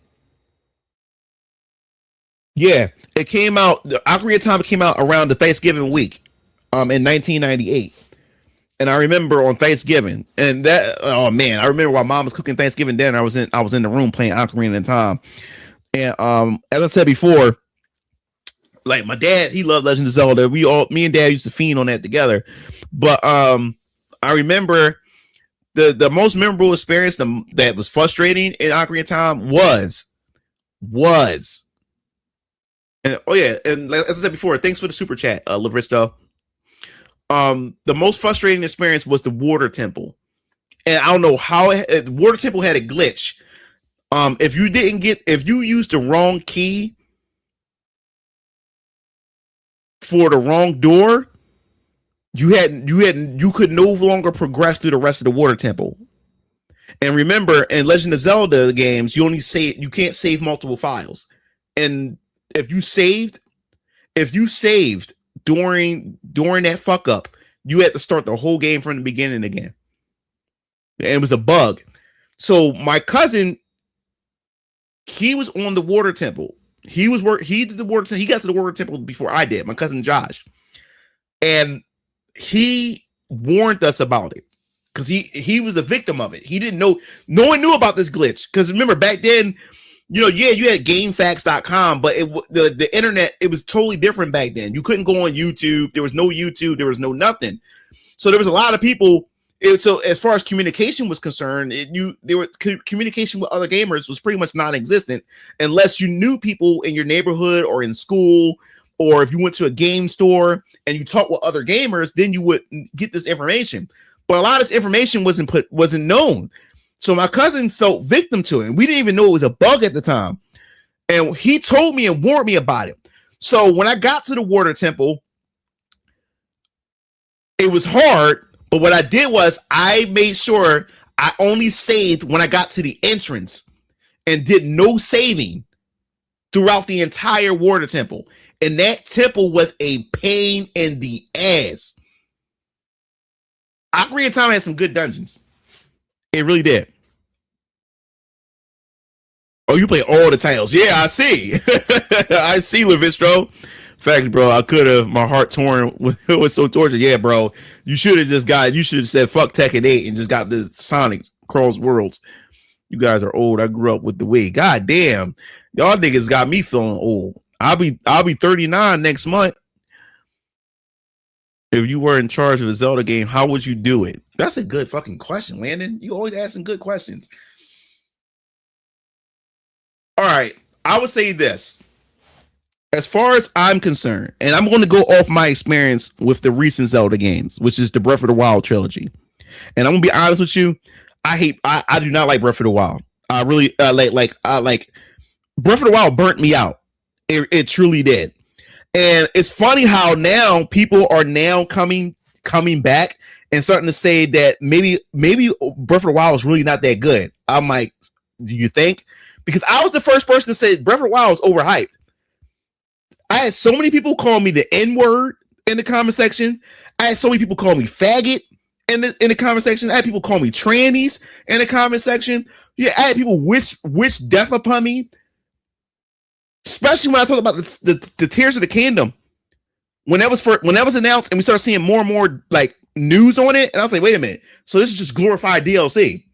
You should have seen the amount of hate in the comment sections. You should have seen it. You should have seen the amount of hate that I got for that. And now all of a sudden, you got so many Zelda YouTubers and so many people within the Zelda community saying, wait a minute, maybe saying that, was it really that good? Now you got people questioning how good Breath of the Wild and Tears of the Kingdom actually is. When I was the one, and people just thought I was just wanting to be just rage bait and shit like that. No, to me, it was just overhyped, overrated. And like I said before, when I had got the Switch at launch, I pre-ordered it. I had Breath of the Wild at launch and booted up the game, started playing it. And it was like, okay, all right, I will say this. There was aspects that I did like about Breath of the Wild. But the main thing I'm going to say to you when it came to Zelda games, and I know people are going to say this, well, that's your fault for assuming this or thinking this way. After playing Ocarina of Time, I started playing Zelda games because I love the lore of Zelda. I love the lore of Zelda.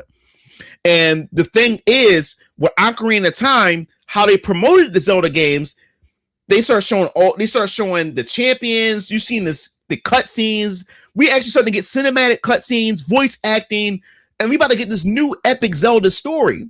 But then when you play the game, there's really no story. The story is optional. And the only way to interact with the story, you have to find Zelda memories that's scattered around the world of around the land of Hyrule. And I don't want my stories being told that way. I thought we was going to get a linear storytelling. Like the story takes place in current time. No. The Breath of the Wild, when Link wakes up, is like 100 years later. So the story already happened 100 years ago. You're just waking up to finish the job. So you have the option to find out what the story is if you want to, but you can completely skip the story. And that's what I hated about Breath of the Wild. 2, the breakable weapons. It wasn't bad, but at the same time, I didn't like the fact is that the weapons break and you're able to collect weapons in your inventory, which means you can have a whole inventory of the same weapon types. And when one breaks, you have to pull another one. And I got tired of that, right? And then on top of that, people said, man, I love the game because you're able to explore, but the world was empty. It was an empty fucking open world, right? And then there was no real rewards to exploring the massive open world in Breath of the Wild. There wasn't. You will find a hidden cliff by climbing up. You do all these different techniques to climb up, and you find a hidden area, and all you get is a breakable weapon that you already have 100 of them already, or you may get one heart container, or you'll get some rupees or some food. There was nothing rewarding for exploring. There was no rewards to exploring in that game. So now you have this massive open world. It's empty as fuck. And as far as the story is concerned, they have a way to explain why it's kind of like empty because of the calamity and all this other type of stuff. But it was still bullshit. I just did not like it. I did not like it at all. It had some neat ideas. For the like one of the neat ideas was that you sometimes will run into NPCs out in the open sometimes, and you can protect them, and they can fight alongside you when you do when you fight the enemies and stuff like that. I thought that was cool. They needed more of that. They needed more towns you can visit in this big world with NPCs that you can go and quest with and do quests for. That would have been interesting, but they dropped the ball on that. Now, the thing that we always asked about in Zelda games, that we wanted more freedom to be able to explore whatever dungeons that we wanted and stuff like that, which is something they did that they attempt in Breath of the Wild, but it was stupid how they handled it. Because you had the divine beast, the divine dungeons, the beast dungeons, where you get the divine, beast that was pretty much taken over by the Calamity, and the champion's souls was trapped in there. And all those dungeons was boring as fuck. And they all had the same aesthetic, but as a different beast. And it was treated like one of those 3D puzzles. You had to change the layout of it. It was boring. It was lame. They got rid of the traditional dungeons and gave us those and replaced it with something as lame as the beast dungeons. And then you had the shrines. It was 120 of them. 120 shrines, right? And all of them had that same bluish aesthetic. And there was really no variety in how they looked. They all had the same color tone. And after a while, I was burnt out on them. After a while, those puzzles got tiresome. And they were scattered all over the place. So you spent all your time, and that was their way for you to force you to explore Hyrule. But none of it felt rewarding at all. And what do you get when you do all 120, which I did? You get the tunic of the wild, which is the pretty much the NES type of color scheme of the Link tunic, the wild tunic.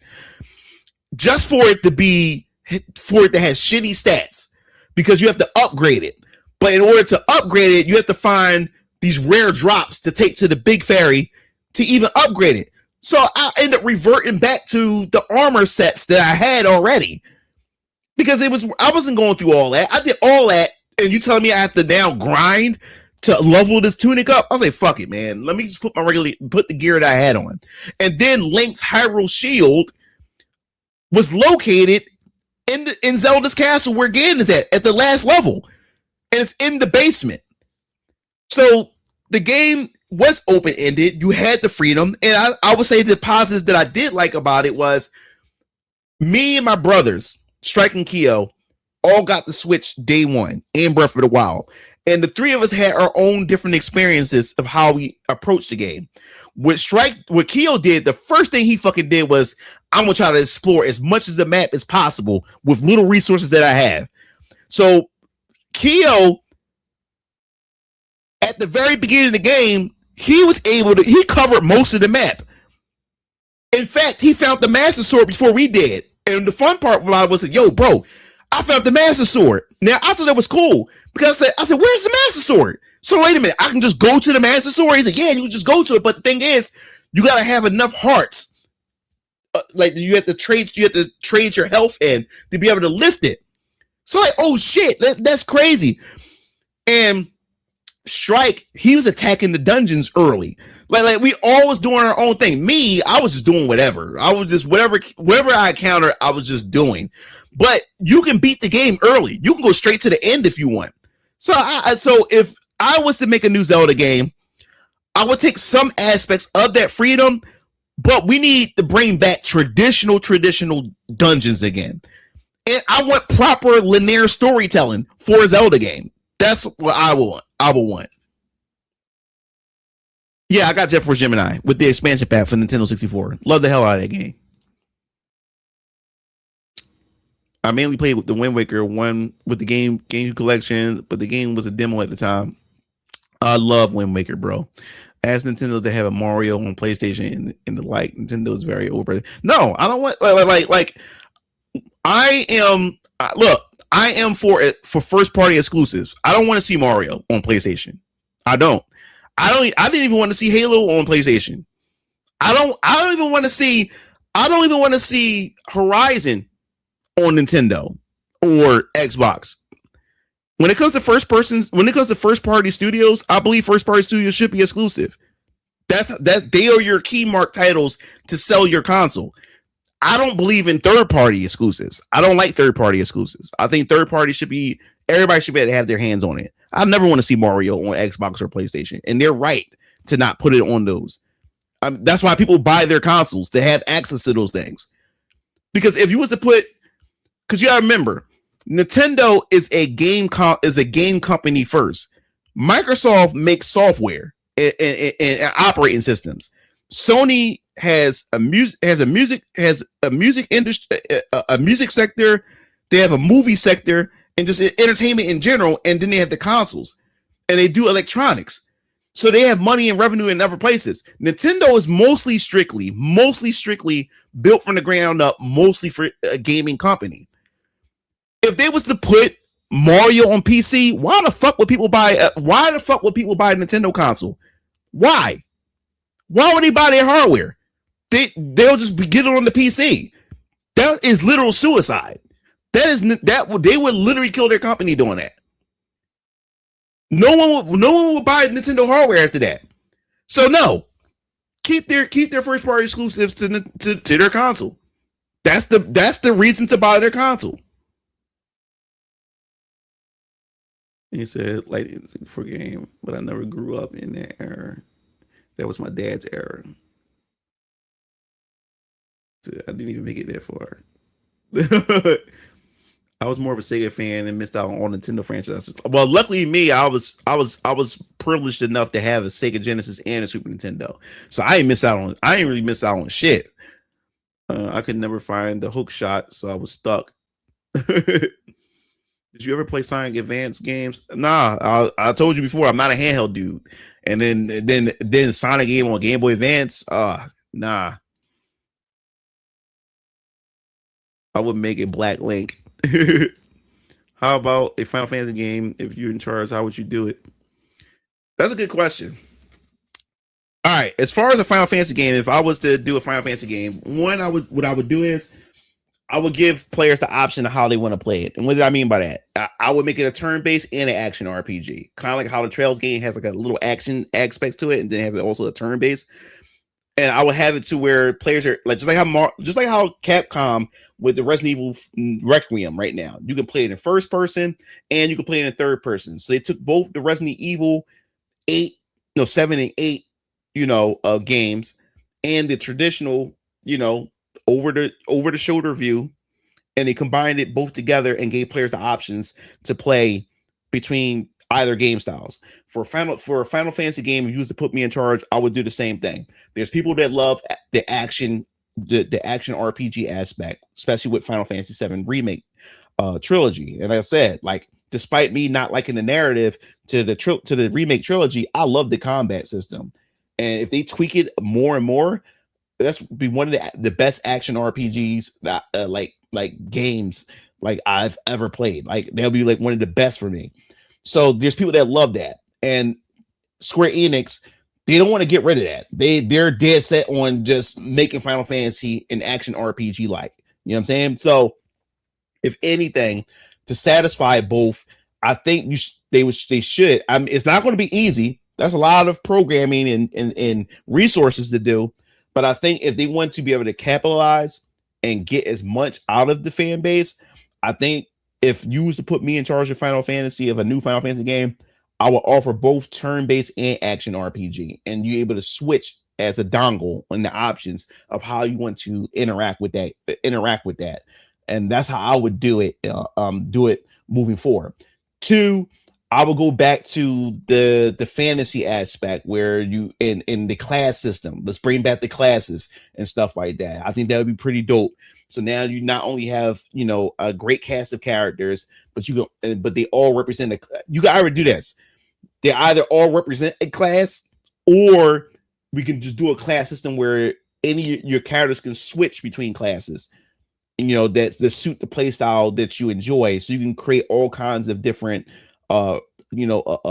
builds for those characters, and party setups and stuff like that. So I would do that if you was to put me in charge of Final Fantasy 17 or beyond. That's what I would do. Oh yeah, Diddy Kong Racing was amazing, especially like it blew out Mario Kart for sure. It was really, really good. I grew up on the GameCube. Not gonna lie, I still have it. My GameCube is old enough to drink, bang, man. Oh yeah, I still got we got like 4 or 5 GameCubes. I got my GameCube. My brother Keo got his GameCube. Strike got his GameCube, and my sister, she got a silver. She had the platinum GameCube, and my dad has a black one. I have the indigo. It was an indigo. I have the purple, the indigo. I have the indigo color. Striking Keo has a black one. And silver, my sister has the platinum. My dad has a black one. been there, still doing it.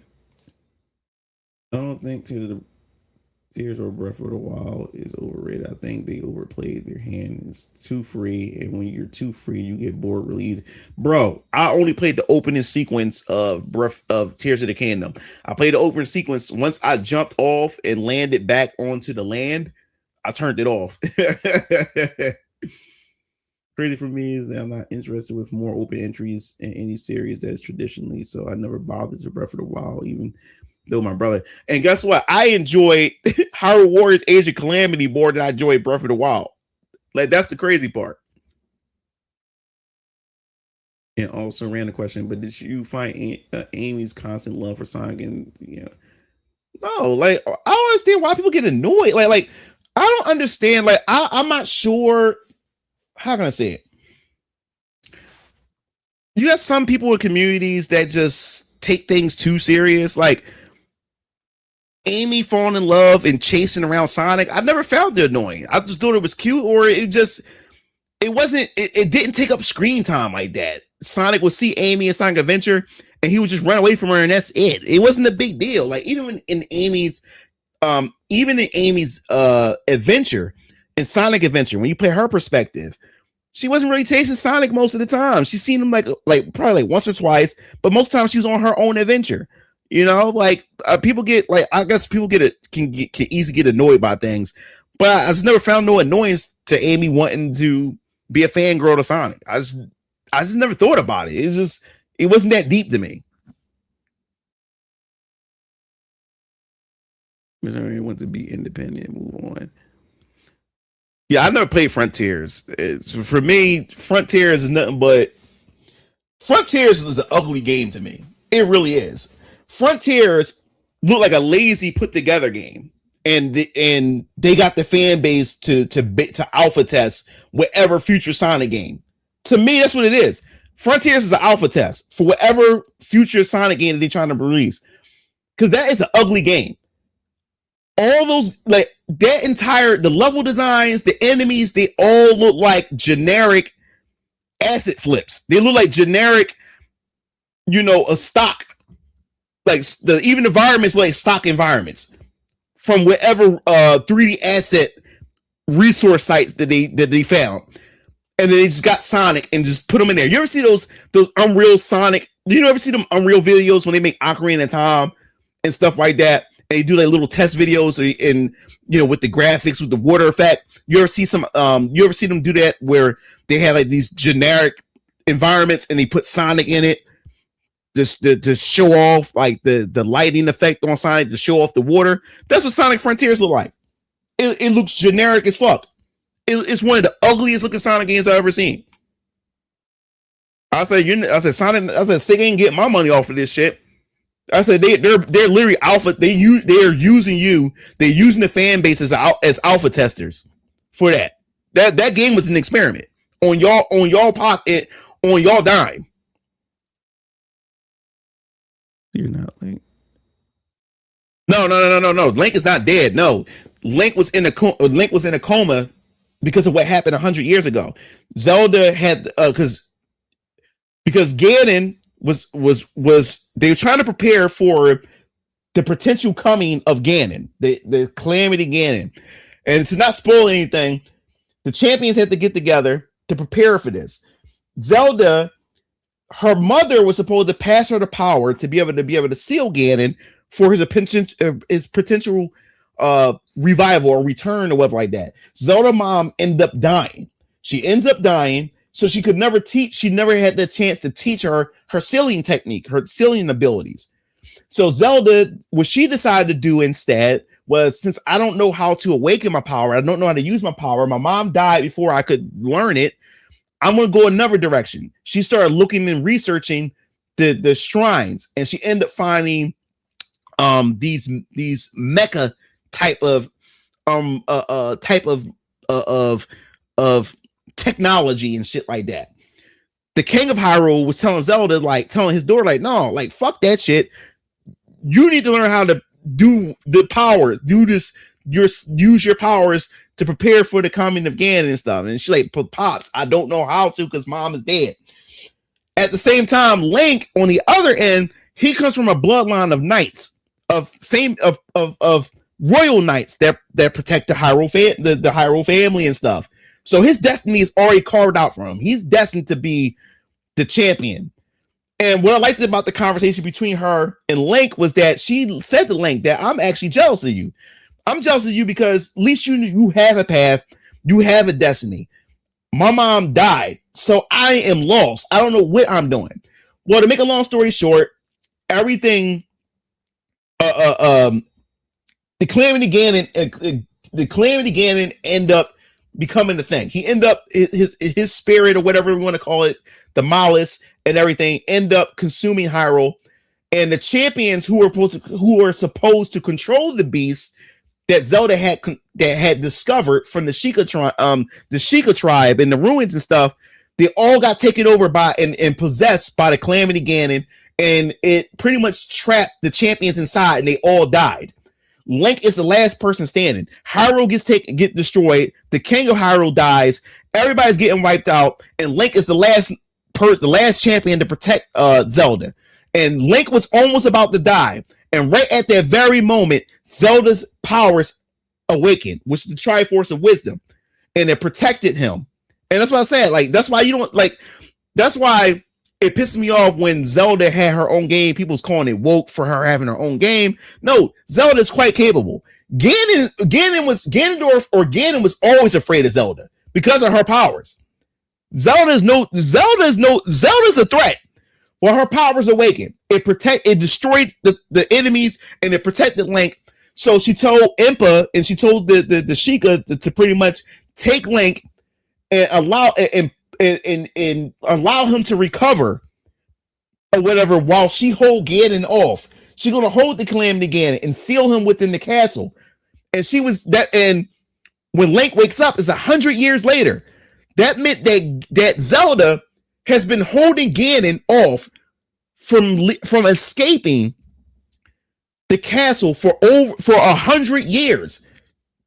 That chick is powerful. She's powerful. So when you wake up, Link don't have all his memory back. So in the game, Zelda has different memories from locations that Link remember from 100 years ago. You have to go to these locations. Now, these locations is a mechanic that teaches players how to explore, pretty much. So pretty much what happens is with the memories, you get like this log and a picture. You don't know where it's located. You just see a picture of a particular place. It's your job to explore the entire open world to find that exact place that the picture shows you.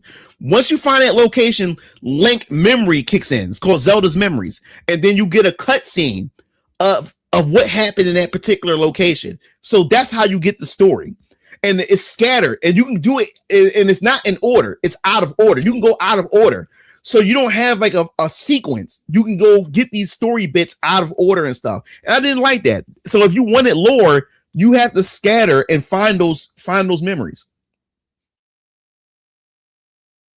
So all right, don't let the haters get to you. They can piss off and eat shit for talk. They're calling you that's messed up. Yeah.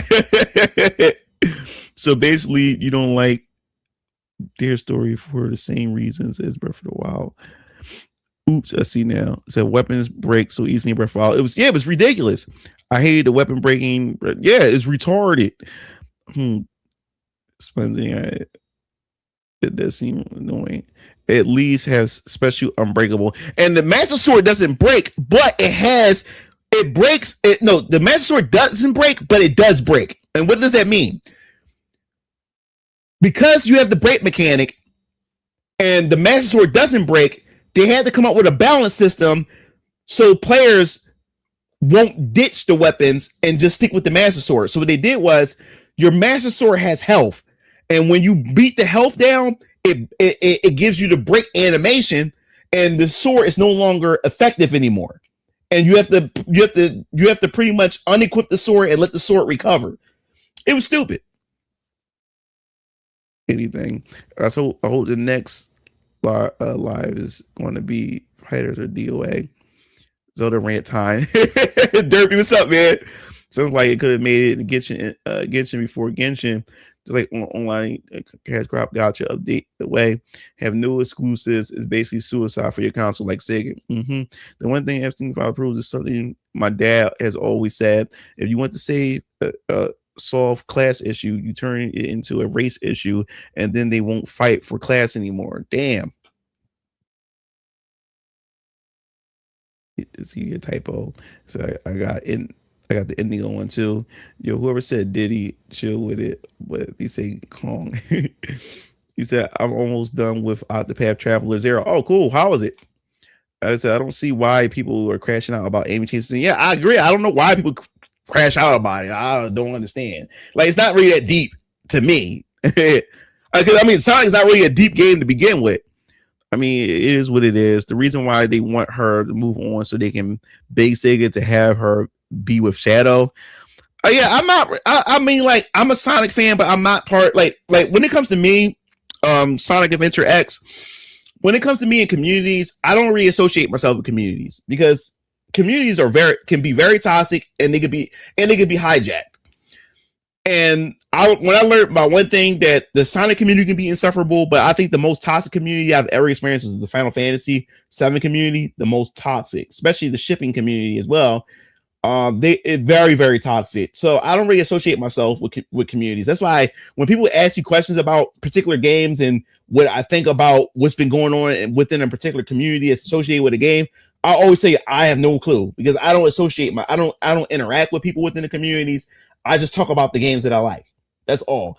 And people come to my channel or people come to my Twitter page and we talk about that particular game from my end of the discussion. I never really interject myself in like the involvements of the community itself because it just gets too out. It just gets too out of hand. My thoughts on Frontiers really went down from the time I played it and when it came out. I know if lazy is the accurate word for it, but it felt as if Sonic Team had no idea what they wanted. Yeah, like I was hyped when they first showed like that teaser trailer to Frontiers, and then once I finally saw it, I saw the gameplay, and I'm like, you got pop-ins. It's like we can't have a Sonic game without rails, so they got nervous. So let's throw some rails in there. It doesn't make sense. Like the level design in Sonic Frontiers doesn't make sense. You got ring pop-ins. You got the bounce pads in midair and all over the place. It looks stupid. Like Sonic Frontier level design, that game. Like I'm talking about design, aesthetic wise. I can't talk about the story because I haven't played the game, but I'm talking about aesthetically. That alone turned me away from the game. Aesthetically, the game looks stupid. Like the design of the game looks stupid. Like I said, it looked like stock assets with Sonic thrown in it. It looked like they have no idea what they wanted to do, and they're charging you what $60 for them to experiment. I said they say you're not get like, Sonic Team ain't get my money with that shit. Yeah. Oh yeah, I know that. I heard their soundtrack. It sounds pretty cool. Games legit had no identity, plus the low design from Cyrus. And then the cyberspace stages. It's like they're so afraid to get rid of the classic stuff. Like the especially with the Cyrus, you going back revisiting old levels. I'm like, no thanks. I will return back to Sonic when they actually give us something fresh. I mean, new, and it looks like they put their all into it. That's when I'll return to Sonic, a 3D Sonic game. So well, because I'm convinced. No, for me, the only thing that get me nervous about the reason why Sonic Frontier is like for me, like one end, I'm glad that Sonic Frontier sold well, but then at the same time, I'm nervous that it's so well because developers don't ever learn the lesson from that. Because then they're gonna start thinking, say, okay, it's so well, let's just do the same thing again. And then we get the same bullshit again. You know what I'm saying? Like, that's the only thing. That's the only thing that I'm afraid of the success of Frontier. And they can't seem to get right from the boost mechanic. Like I said, I like the adventures, the Adventure series.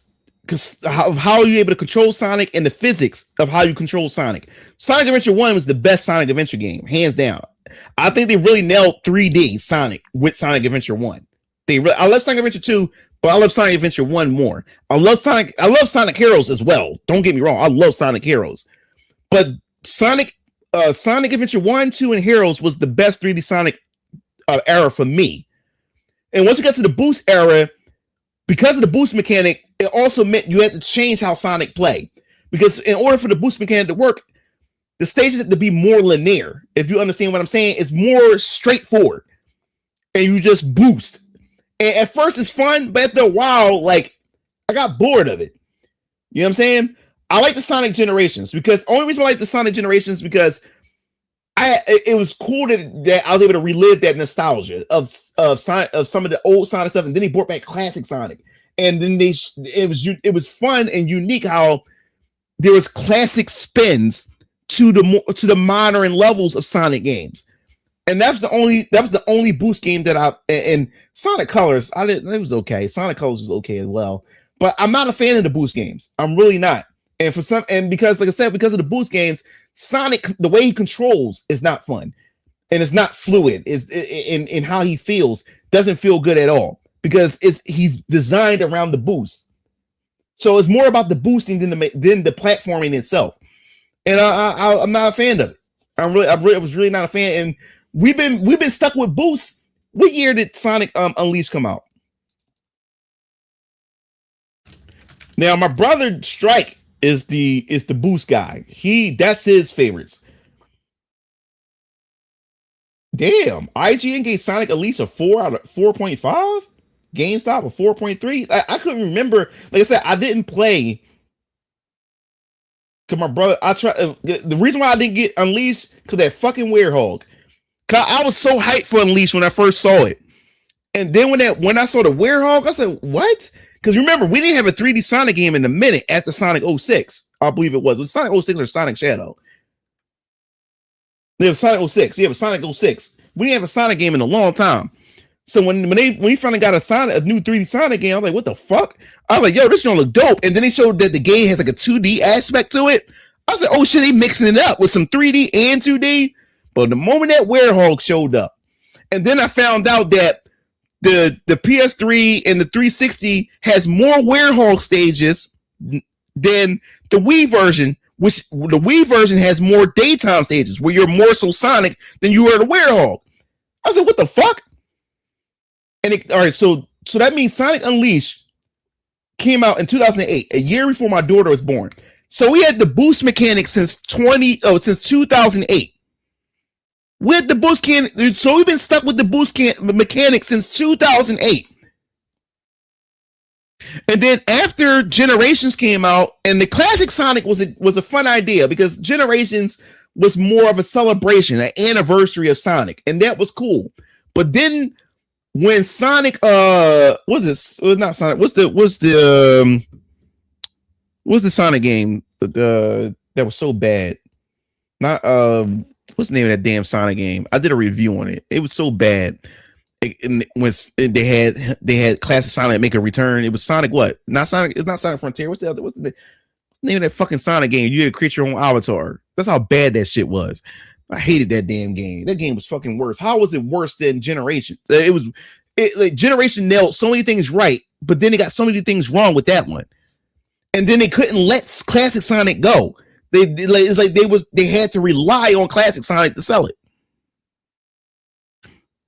So I remember that one individual that claimed Zelda Echoes of Wisdom was woke. Yeah. It's a ninja wizard. Zelda. So I'm not that far in the river. Wow, well, that sounds stupid. The Master Sword breaks. Yeah, the Master Sword breaks.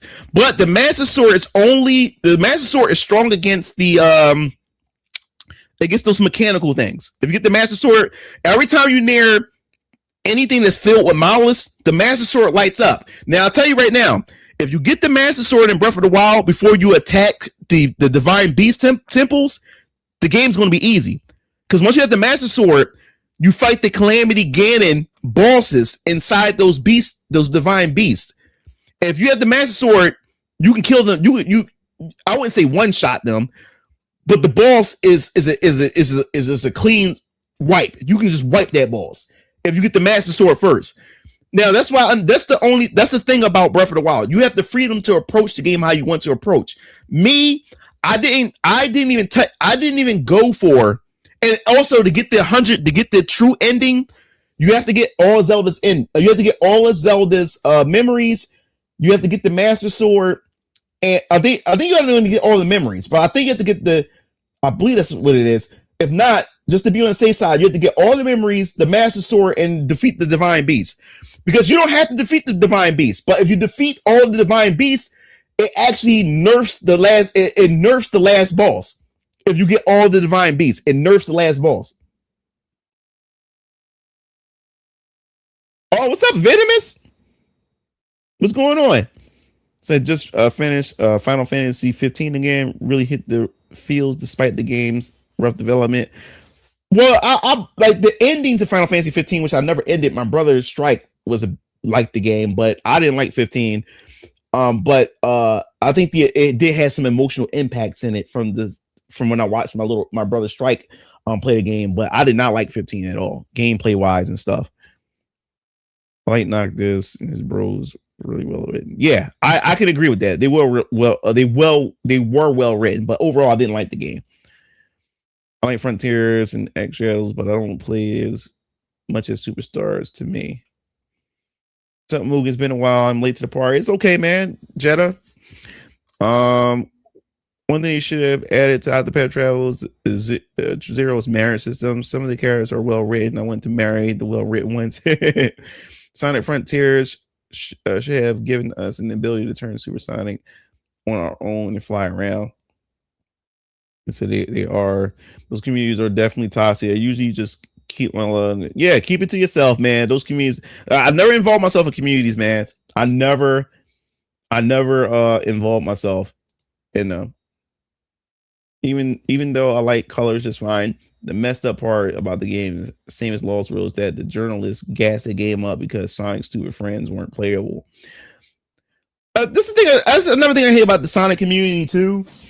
You have some people. You have some people that hate Sonic friends, and then you have other people who love Sonic friends. It's like pick a struggle. You have people who complain when Sonic friends don't appear as playable, and then you have people that bitch and complain when Sonic friends are playable. That's why I just stay out of community shit. I really do. What's Takashi at the time when Sonic to play more like Mario? Not gonna lie, I like the weird whole design and beat them up. And like I said, like I'm okay with developers experimenting and trying something different. I have no problem with that. It's just that some things just doesn't hit. You know what I'm saying? That with certain players, and the Werehog didn't hit with me because I wanted to play Sonic and run fast as shit. Because we haven't had a Sonic game since 06. So then we finally get a new Sonic game and this new art style, new gameplay, and then we get hit with a Werehog. I'm like, really? This is why you saw more 2D sections, slow platforming, and less dark stories and Sonic colors. Oh wow, I didn't know that. Interesting. So your daughter is my sister age. Yeah, my daughter will be 17 next month. Me and my daughter's birthday. My daughter's birthday is 2 days before mine's.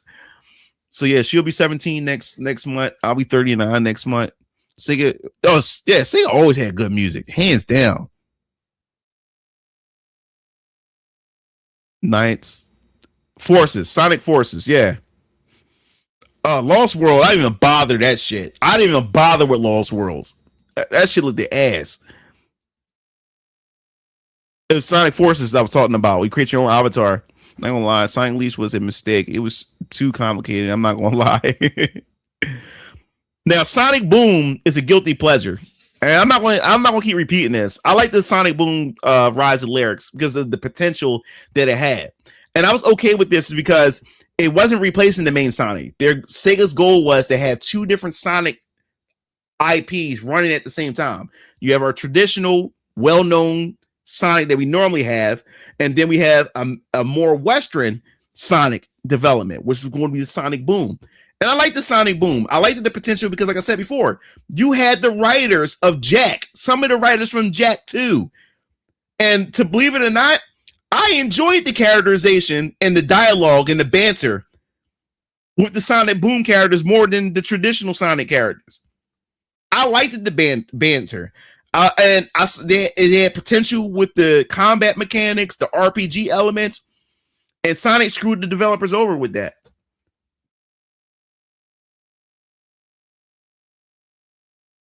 Yeah, it overlasted his appeal. It did. I would have appreciated it more if it didn't stay. It overstayed its welcome. The boost mechanics. Hey, what's up? What's up?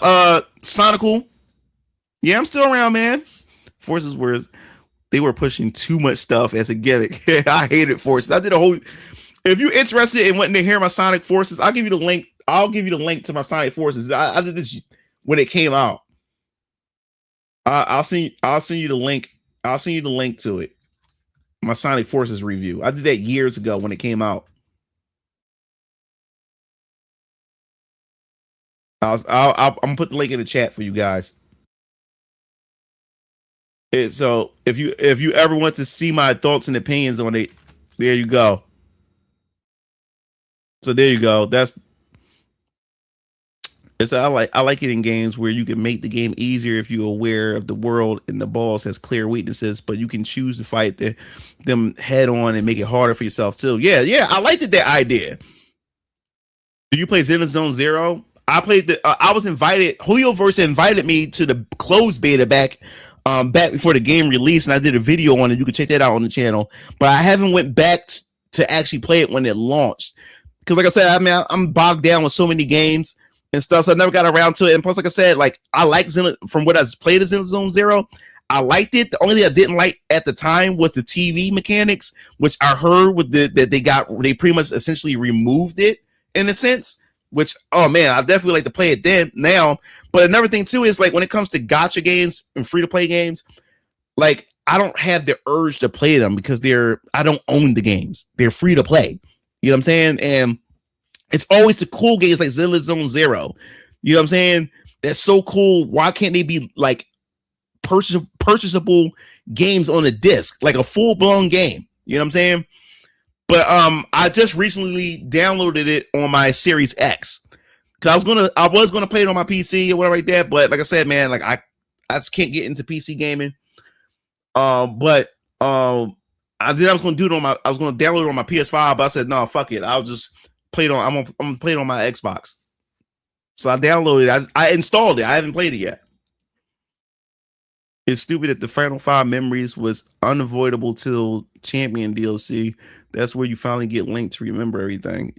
I didn't even bother the Champion DLC. I didn't even bother it. I like Sonic, but Sonic has way too many characters not to use. Yeah, I like the Sonic characters. I like it showed that Sonic had a nice universe. You know what I'm saying? And it was expanding when you had all those characters. Oh yeah, just got the OG Prince of Persia on Steam, and I had to play it on my channel. Almost done with it as for that was Strike's, my little brother Strike's favorite game. He had on the original Xbox, Prince of Persia. I'm 10 years apart from your daughter. I'll be 27 in March. Oh, dope. 39. You getting old, man. Yeah, I'm getting old, bro. If Vampire Killers had a game, what do you think the soundtrack would be? Rock, rap? Oh, VK would have a variety of different songs, different music genres. It would have some hip hop. It would have some rock. It may have some metal, but it will have some rock for sure. It would have some rock. It would have some hip hop, and sometimes it would have some chill hop, like during my little slice of life situations and stuff like that. Within VK itself, and everything. He said, I agree. I don't play much of the games, but Sega has some bangers. Yep. Right now, I'm playing the last level in Ape Escape. Oh, man. Ape Escape, bro. I got all the monkeys in the first Ape Escape game. I love the fuck out of Ape Escape, dog. And that was the first PlayStation game that utilized the second analog stick. Because when the analog stick came out, they made the DualShock controller to compete against the Nintendo 64 controller. Because the Nintendo 64 brought in and introduced to the public the analog stick, and it became and how to control characters in the 3D environment. So Sony had to counteract that with the DualShock controller. But the DualShock controller, when it first came out, there were so many games when it first came out that didn't use the second stick until Ape Escape came out that utilized the second stick. You need to find some right there. They want me to find some right there. No idea where that damn monkey is. Yeah, it's gonna take some time. I can't remember it, but I had got all the monkeys and I had all the gold medallions. I unlocked all those. I 100%ed that game. You want to talk about good music? Yup. I agree. Sega GT. Yup. Oh, here we go. So, despite the reception of my lyrics, I would be interested in playing it someday. I never played it. I got it. I got it on the Wii U. But there was a community that modded the game into 4K for emulators and stuff. But since Nintendo been cracking down on emulators and ROMs, it's hard to find it now because I want to play it with the new upgrades. Like with there was a project where people was trying to fix the game. Yeah, the Wii U is underrated, dog. The Wii U is like the Dreamcast of Nintendo consoles. It's an underrated console. Now everybody is now talking about how great the console was. Like that's the thing. This revisionist history is ridiculous. Cause I remember all this shit talking people had for the Wii U. I love the Wii U. I got a lot of gems on the Wii U. That's the reason why the Switch 1 was so successful. Because a lot of gems that was on the Wii U that people never played was able to pour it over and become a deluxe edition for gamers to be able to play. I loved my Wii U, dog. Gotcha games are a waste of good character design. They are a waste of good character designs. I agree. And even good game because of the lack of ownership and preservation. Exactly. The only way that I would agree with a free-to-play game if most developers allow these games to be offline after they decided to discontinue it. Then I wouldn't have no problem with that. Oh, haven't you heard that Alex in Streets Race 6 went heel? Yeah. Mm-hmm. I heard it. I saw the trailer. He said, I never understand some people don't like Sonic Frontiers. The open zone and combat is nice. Nah, I'm good. Understandable. It is a gotcha at the end of the day. They did greatly reduce the TV mode. It's basically in its own section now. Yeah, you just missed a discussion that I had with Grand Blue Relink. I did a review on it. For those of you guys who are interested in my review, I did a video just recently on the expansion pack, Endless Ragnarok. I'll post a link here for you guys just in case you guys are interested and want to hear my thoughts on it. But I did a review on it on the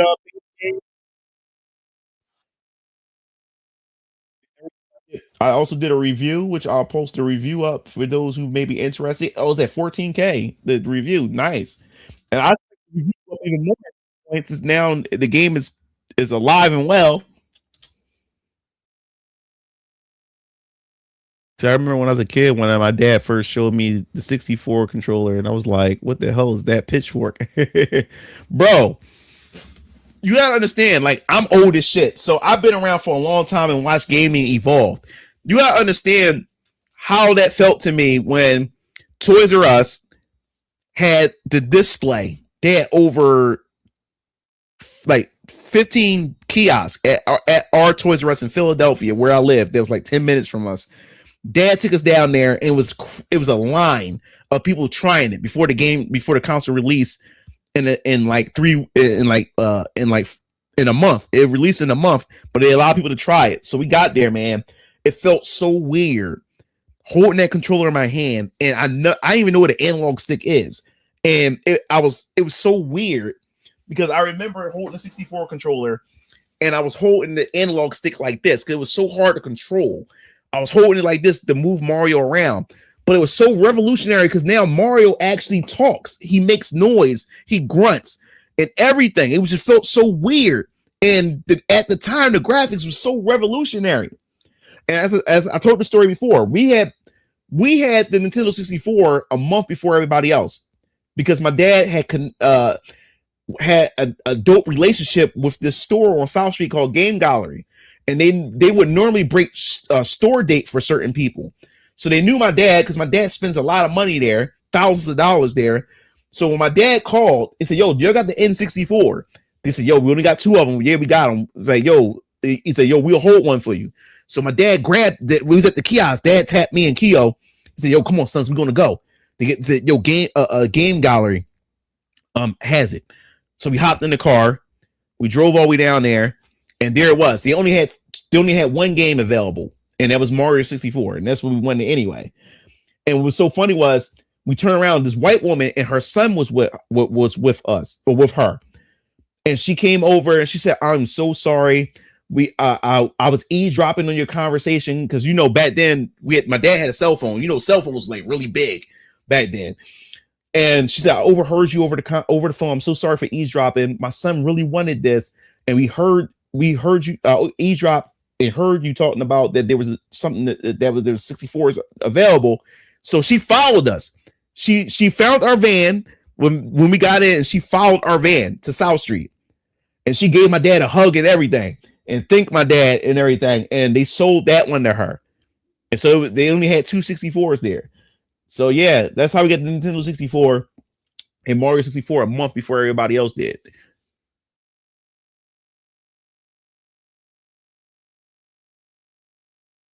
Yeah, Wii U cool. It had soul. Yep. He said revisionist his history is about to be a big enemy in the coming years. The powerful will AI ultimate scapegoat. Only do you play Street Fighter 6? Just curious. I had Street Fighter 6 on Steam, but I ain't retouched it. Good for me. And people get different tastes though. Over that. Bro, gotcha games I can't stand. Raid, Shadow Legends. Play endless gotchas. Planes events, boring too. Way to destroy. Will you do rate Marvel Rival skins with your brothers one day? Oh, that'd be probably pretty cool. In the moving lore, do you sometimes think copyright duration should only last like 10 to 20 years before going public? I feel like you could get a renaissance of older works. I don't know. Because you gotta understand, I have my own IPs. I don't want my shit going to public domain right away. So I don't know. Like me being a creator and I own my own characters and stuff like that.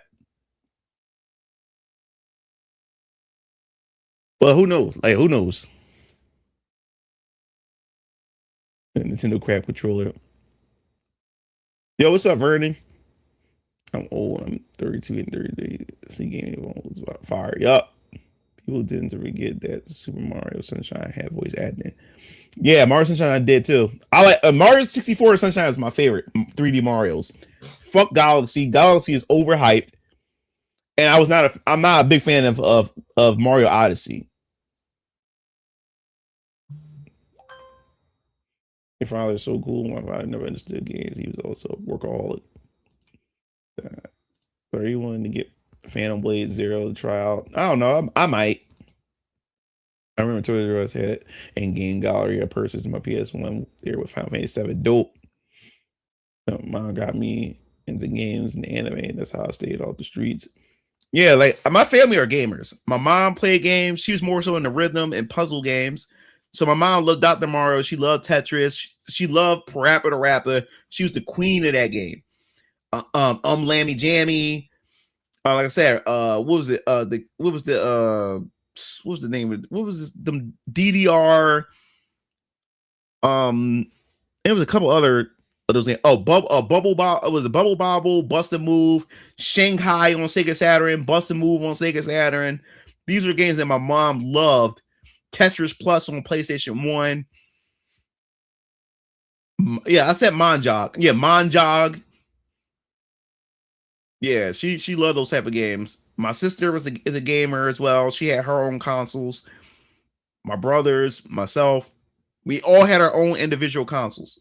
We didn't share consoles. We had our own consoles and our own TVs. Mugen Lord, did you finish watching the final season of Cobra Kai? Yeah, I've been finished that. I loved it. I love Cobra Kai, dog. That's how you make. That's how you revive a classic and respect it and add to the lore. Only chicken wings are just chicken tenders. I don't know where that came from. I agree though. I agree.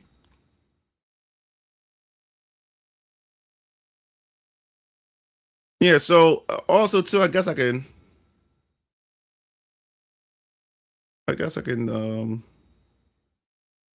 Let me bring this up real quick.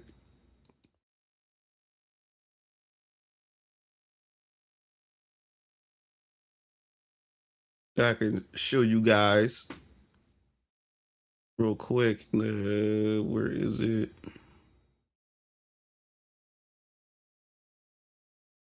All right. Bring us here.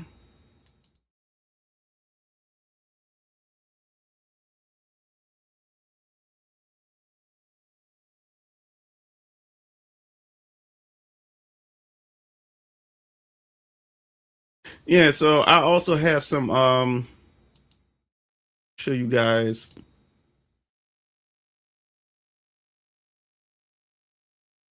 Did it come up? There you go. Yeah, so I could show off the no.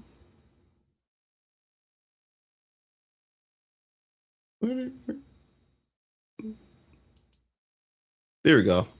So yeah, this is show off a cover. This is the digital cover for Very On Colors Vampire Killers Chapter 2 for you guys to see for yourself. Got Hezekiah Draven on it. The variant covers will be for the physical campaign when that drop. And yeah, man, like I can't wait for you guys to really check out this chapter, man. 62 pages. There's a lot of lore in there. New characters going to be introduced, and I can't wait for you guys to dissect it, man. I really can't wait for you guys to go in there, man, and check out the story that I presented for you guys when it comes to chapter 2 of Very On Colors Vampire Killers, man. Really can't wait, man. Yeah, this is only for the digital. Digital is only going to have one cover, but when we do the physical campaign that follows right after the digital first campaign, there's going to be variant covers like we did last time. There's going to be variant covers like we did last time. So, yeah, man, this is going to be awesome, and I can't wait to show. I can't wait to show this for y'all guys to really check this out, man. And also, let me. And I already shared a sneak peek um for VK. Of course, there is a debut. Let me. Where is it? Here we go. Let me remove that. And so, yeah, Dr. Yolanda Briggs. She is making her debut. One of the members of the Retributes.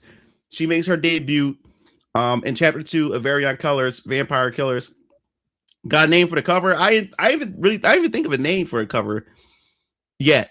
I didn't think of a name for it yet. Are you going to go on Hypnotics and other people's stream to promote this? So I know Literature Devil had a hard time promoting his second campaign. Well, I think it, I'll hit Hypnotic them up, but like I said, like if people are interested, yeah, I'll like to go on Hypnotics podcasts and stuff like that. But like I said, man, like I know a lot of people who had successful second campaigns for their second book and stuff, but it just depends. You also got to depends, and also too, it depends on if people fuck with you or not. You also got to understand, man. Like when you are, it's different when you're just if you're just creating a comic book and you're not associated with a community and you're just a guy who or a girl that's just making a book and stuff and people come through. But when you got like Literature Devil and you got all these other people who are in these communities who may be beefing with other people, it's all this other stuff that factors in that. Man lost his freaking marble. He said, "Oh, she hot, bro. Real waste material." NTI is Yolanda. Yeah, Yolanda Briggs. It said Hezekiah hooking up. I can't spoil anything. But yeah, she's essential to the group, to the retributes and stuff. Um, and I got another sneak peek. Cause these are stuff I already showed off like in other places. I only showed off like, up to 6 pages, and they're not in order. The pages are not in order, so you don't have any context of the story and stuff. And since you guys are on stream, I guess I'll show you another character since it's on stream. Here's the other character of the Retributes, Agent Ki Young. She's another member of the Retributes. So you guys get a chance to see another character that's being introduced in Varian Colors, Vampire Killers. She works alongside Hezekiah, Varian, Yolanda, Techlock, Keo, and Strike and stuff like that. So you get a chance to see her as well. So you can't wait for you guys to see her in action. And yeah, man. And then you get of course. Yeah. Yeah. So yep, you get the chance to see her. And another to get you guys excited, to get you guys to look forward to something. And of course, as I said before, our boy Hezekiah and our boy Hezekiah and Techlock is back. So you get a chance to see that. The other teas for you guys. You get another tease. You get a chance to learn the 3 factions of the Shadow War: Third Echelon, the Church of Elohim, and the Oshkosh Order.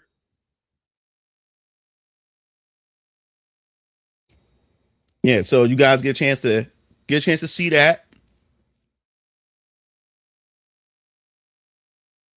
So so you get a chance to see that, and you get to see one more image. So this is the last time you get to see this. You get to see one more image. I'll show you one more image, teaser image for you guys.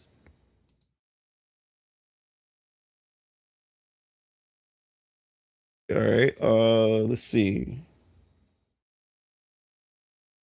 We'll go with.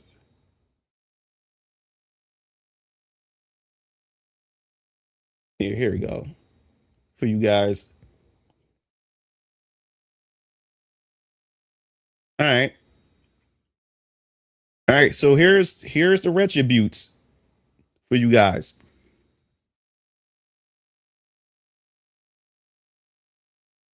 If one was Susan, never. So yes, you get the chance to see all that. You say it can also be my Amy replacement.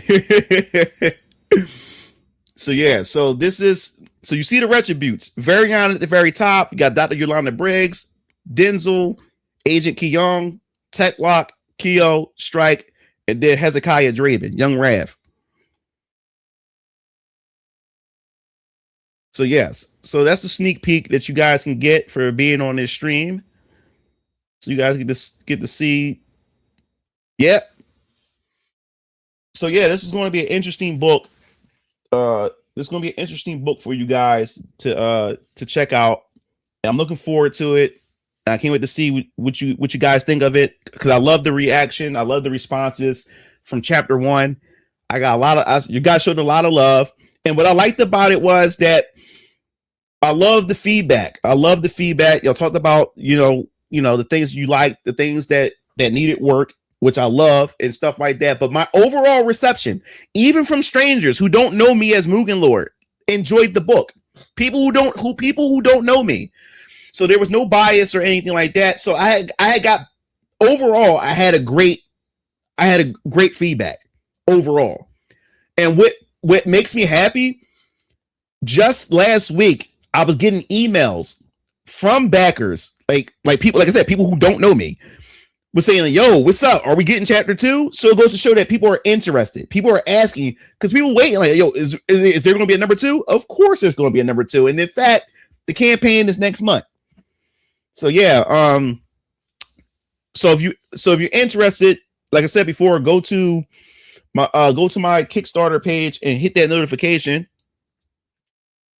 to be notified, and also join my newsletter.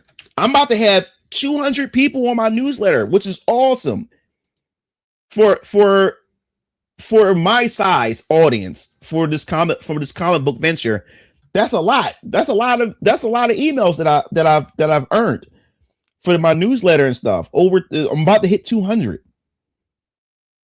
So I'll give you the link to the newsletter as well. It's free newsletter. When you subscribe, I give out when I send out newsletters, you will get free access to free wallpapers that you can put on your desktop, and your mobile devices and stuff like that. And I will send out discount codes and stuff like that when I have, like, special deals for merch and stuff like that on the website and everything. So yeah, I urge that you get on that.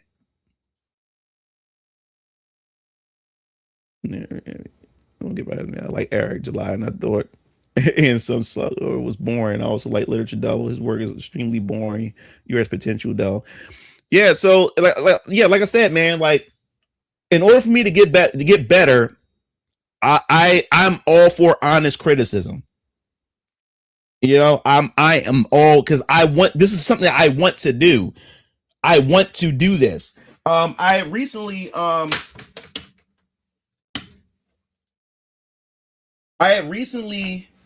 I read Corey Kenshin's Monsters remake.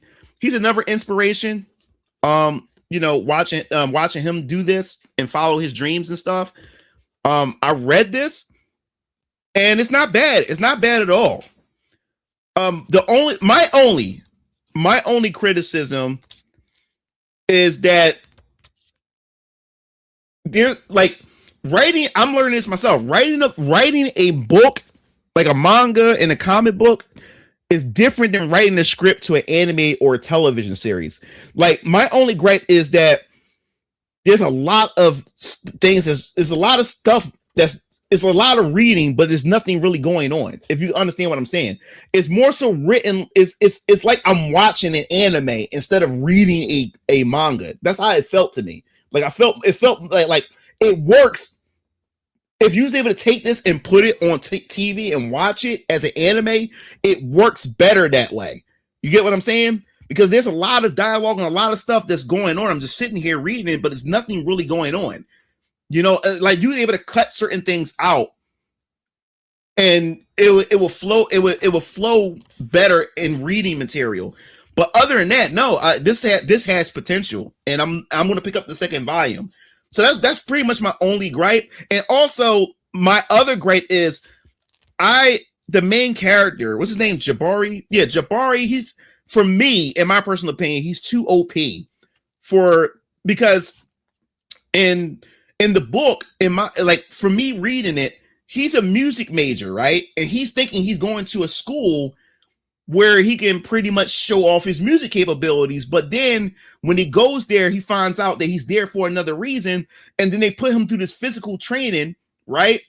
And like combat training, workout training, and he's like good at it. But there was no hints that he's good in, like, sports. There's no hints that he's good, in physical training or any other trainings that he's doing in the test. There was no hints of that. All you just know that he's good at music. So this dude is just acing everything. And then when he finally puts on his suit and go out there, and this dude pretty much uses his ability and almost one-shots the enemy. And I'm like, and he has no idea how to use it. I'm like, this dude don't know, like this dude don't know what it's going, like, how to do this. And even himself say, wow, like, I'm capable of this. I'm like, yeah, like, I'm asking the same question too. So like I haven't read the other volumes. I'm just talking about from the first volume. But overall, like I enjoyed the read. I read this all in one day. I read this all in one day. So I'm gonna pick up the other volumes. So that's my only criticism, of this story. But this thing has potential. It really does. So I'm definitely picking up the next volume.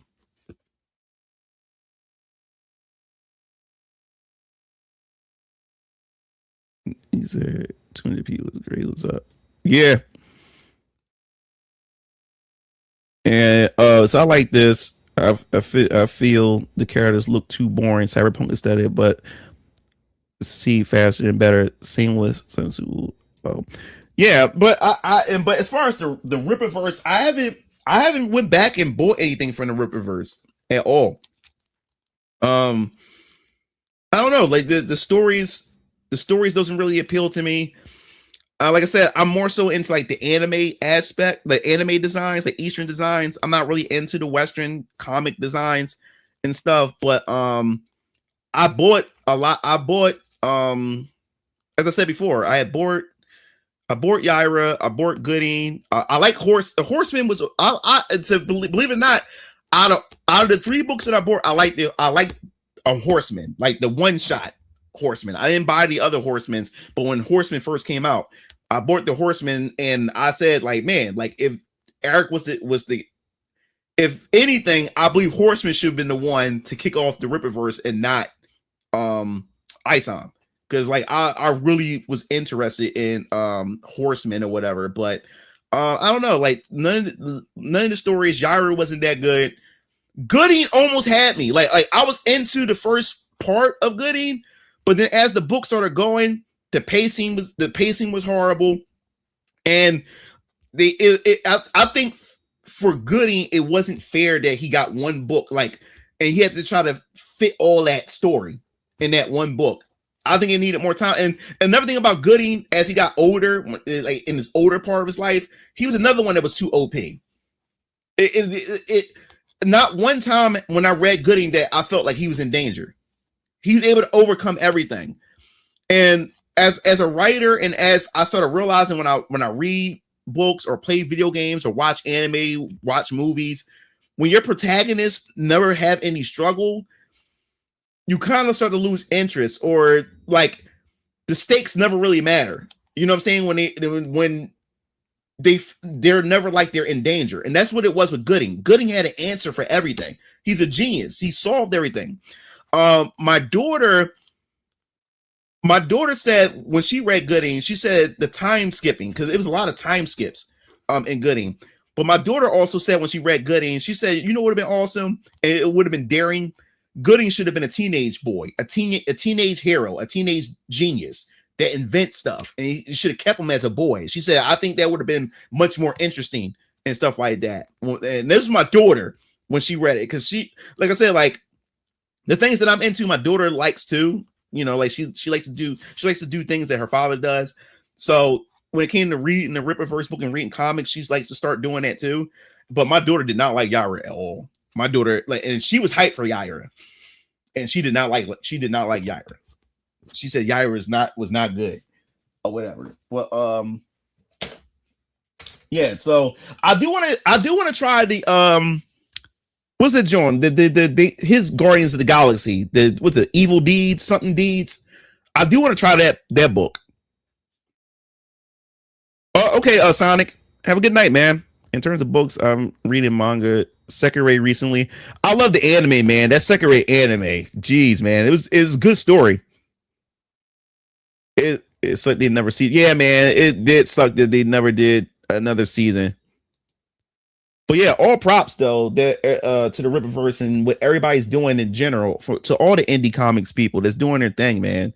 Do y'all do what you do, and satisfy. It's all about satisfy your base. Now, this is what I learned, man, and this is why I think for me, in my personal opinion, I think for me, when it comes to this whole indie comic thing, I'm happy. I'm more so happy that I'm not a popular YouTuber. I'm not a big YouTuber. The reason why I'm saying that I'm glad that I'm not a big YouTuber like Eric July or like Corey Kenshin is because I want people like the type of audience that I'm going to end up crafting and grabbing is going to be people that is liking my stories because it's my stories. They're not buying my stories because of Mugen Lord. I want people to buy my book because it's because of my stories. If they like my stories, they like my characters and stuff. And because I'm such a small YouTuber compared to a lot of these YouTubers that already has a big install base, most of the time people who has these big install base, their readerships, their install base never grows. It only stays within the community that they created. It never goes outside of that. Most of the time, it never grows. It just stays there or whatever. And most people will buy it because they like that creator. So for them, it's like they treat the books like merchandise. Oh, I'm supporting I have a parasocial relationship with this creator. I like this creator. So whatever they put out, I'm going to buy it. But then you ask them what's their favorite part of the story. They don't know, or they don't know shit about the story because they didn't really read it. They didn't read it at all. They bought it because they liked the creator. So because no one knows who the fuck I am, I think I have a better chance at pulling people in based on my stories and the characters alone, rather than me being Mugen Lord. Wow, that's crazy. Love all the nice critiques of today's Sonic Frontiers. It said, you believe Assassin's Creed Shadows would have sold better if it focused on ninjas and never included the Black Samurai? I'll put it this way. If we wasn't hit with so much wokeness, like within for this past decade, it still would have worked if Yasuke was in it. If we wasn't hit with this woke shit, these narratives and getting attacked, no, I don't think people would have had an issue with Yasuke being in Assassin's Creed Shadows as a playable character. I don't think people would have had an issue with that. But because they tainted the whale so much, that's why people was like, no, fuck it, we're not doing this. People fought against it. People didn't go out and support it. And to be honest, I'm gonna try Assassin's Creed Shadow. To be honest with you, I don't know when, but I'm gonna give it a try. Hey, Mugen Lord, how are you? How are things? My question is, do you think that they're the future for Mugen and FGC a future? No, I don't think so. It's just a hobby. I don't think there'll ever be a future for Mugen within the FGC and stuff. It's a hobby. Like I'm not sure if you follow me. I used to actually travel and interview like pro players in the FGC and stuff like that. I interviewed Chris G and many other people and asked them about Mugen. They enjoy it for what it is, but I don't think it'd be something that would become something. And it's fine. It doesn't need to be in the FGC. It doesn't need to be in the Evo. It's a hobby. Mugen is a hobby. I wouldn't want it to be mainstream and stuff, because Mugen going mainstream, there's a lot of other attachments that come with that, and it's fine the way it is. You can really really tell a story with convention and power. Wow, that's crazy. Nice, love all the critiques. Oh, no problem, man. No problem. Yo, what's up, Blaze? Maybe you should have a series specifically for Webtoon, and then you can have your other characters from other series partly in it, so that the bio works. Like, see what's up. All right, all I'm gonna say is that there will be, you will see other characters in my comic books, like as far as world building. Like, I'm not gonna spoil something, but there's gonna be some little character cameos in chapter 2. A little character cameo in chapter 2 from another character from another comic series in phase 1. And you'll see him as a cameo. You'll see it. But the point of Venus Orion Comics in phase 1 is that you'll be able to jump in any story without having any knowledge of the other stories, because they're standalone stories. They're in the same universe. They nod to each other, but it's not homework. You don't need to know VK in order to understand Ultra Squad X, or to understand Neo Suit Johnny, or the Great Samaritan and stuff like that. So that's how I wanted the especially the first phase to be. So you can just go in and you can start at any series that you want as I release them. And because the thing is about comics, most people get scared of comics is when there's so much. That's why manga is kicking Marvel and DC's ass. Because the problem is, I always wanted to go back and start picking up Marvel and DC comics, but there's so many different Batman comics. There's so many different Superman comics. There's so many different X-Men comics. There's so many different variations of the same fucking IPs. And then you go in there and said, okay, which one I should read? Which one is canon? Which one is not canon? And then on top of that, they keep rebooting it. They keep rebooting they keep rebooting the series. They keep rebooting the series. But with manga, you always have a chapter 1. Hey, I want to read Naruto. Where I start? Here you go, bro. Chapter 1 of Naruto. And you follow it. So what my goal when it comes to when it comes to Venus Orion Comics, I'm trying to bring this up because I know there's a lot of new people here. My phase 1 of Venus Orion Comics. These are the first. Each character represents a different comic book series. Hezekiah Draven represents Varian Keller's Vampire Killers. That's the series that I'm working on now. And the good thing about it is, if you jump in right now, you got a head start. You can start with Varian Keller's Vampire Killers if you want to. But each comic book series, they're all in the same universe. They acknowledge each other's existence, but their stories don't connect to each other.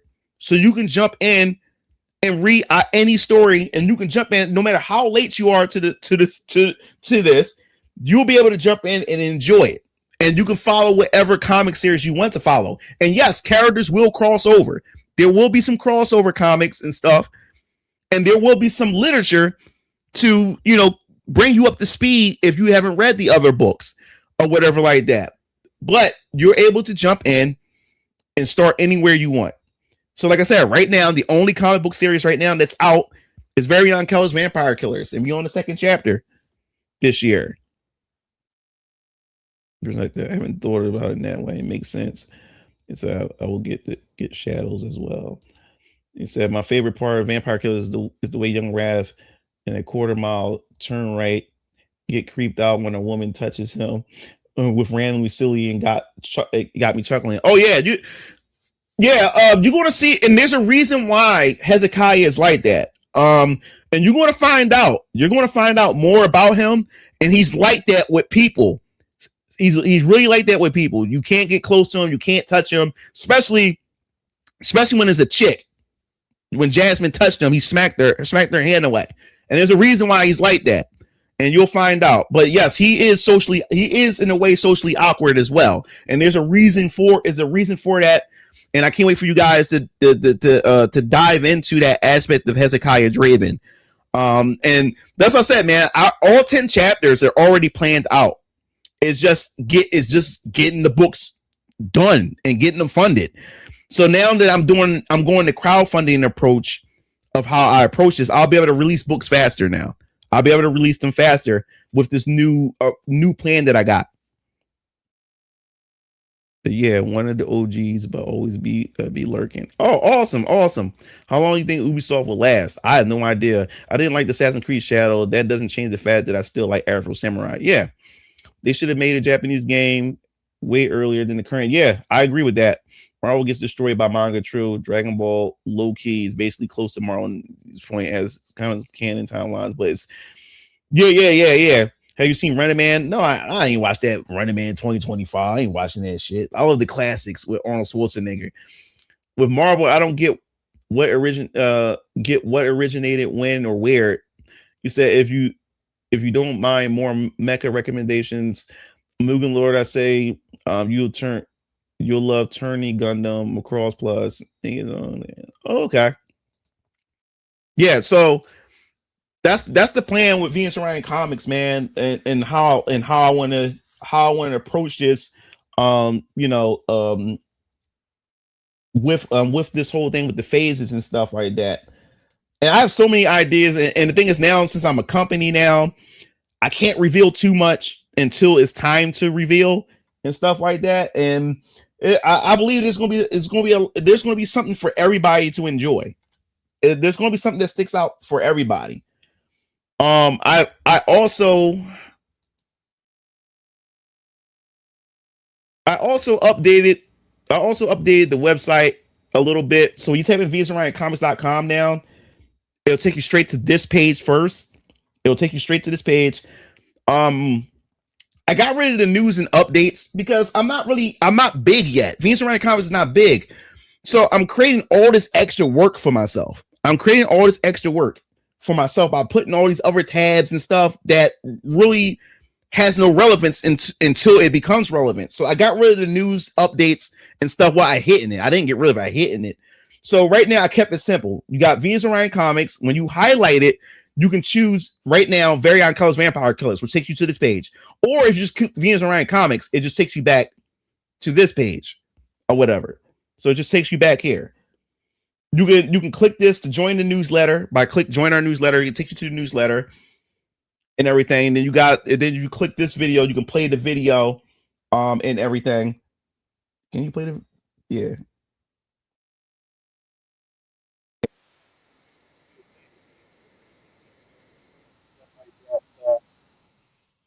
Yeah, man. It's now like I can't wait till we get to all introduce all these characters, man. I really can't wait to to you guys get a chance to get a crash course to a lot of these characters. But yeah, so you get that, and then of course I'm revamping my shops. My shop. You can be able to buy the digital comic and the physical comic of Chapter One. Digital's only $5 if you want to get the digital. Oh yeah, we got to see Gold Fangs in the third page of VK Chapter One. Oh yeah, that's why I can't wait to Chapter Two. There's like gold. Well, I call him the roof. Some people call him the rooftop killer. But yeah, you'll be able to who knows? There may be a follow up on what's going on with Gold Fangs.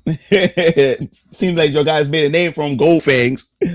Um, and then of course you got the Paragons page, the Paragons of Fate. So like I said, I update with new characters in the Venus Ryan Comics universe. As I said before, you get the background, the lore of characters and stuff. You get that beginning knowledge of characters by clicking on them and stuff like that. So you can, like I said, you can go check that out. I'm going to update. I'm going to add another character soon, probably next month. Not sure yet. And the green box means update because I updated her portrait. Now you got the new portrait of Siona, the Die Star champion.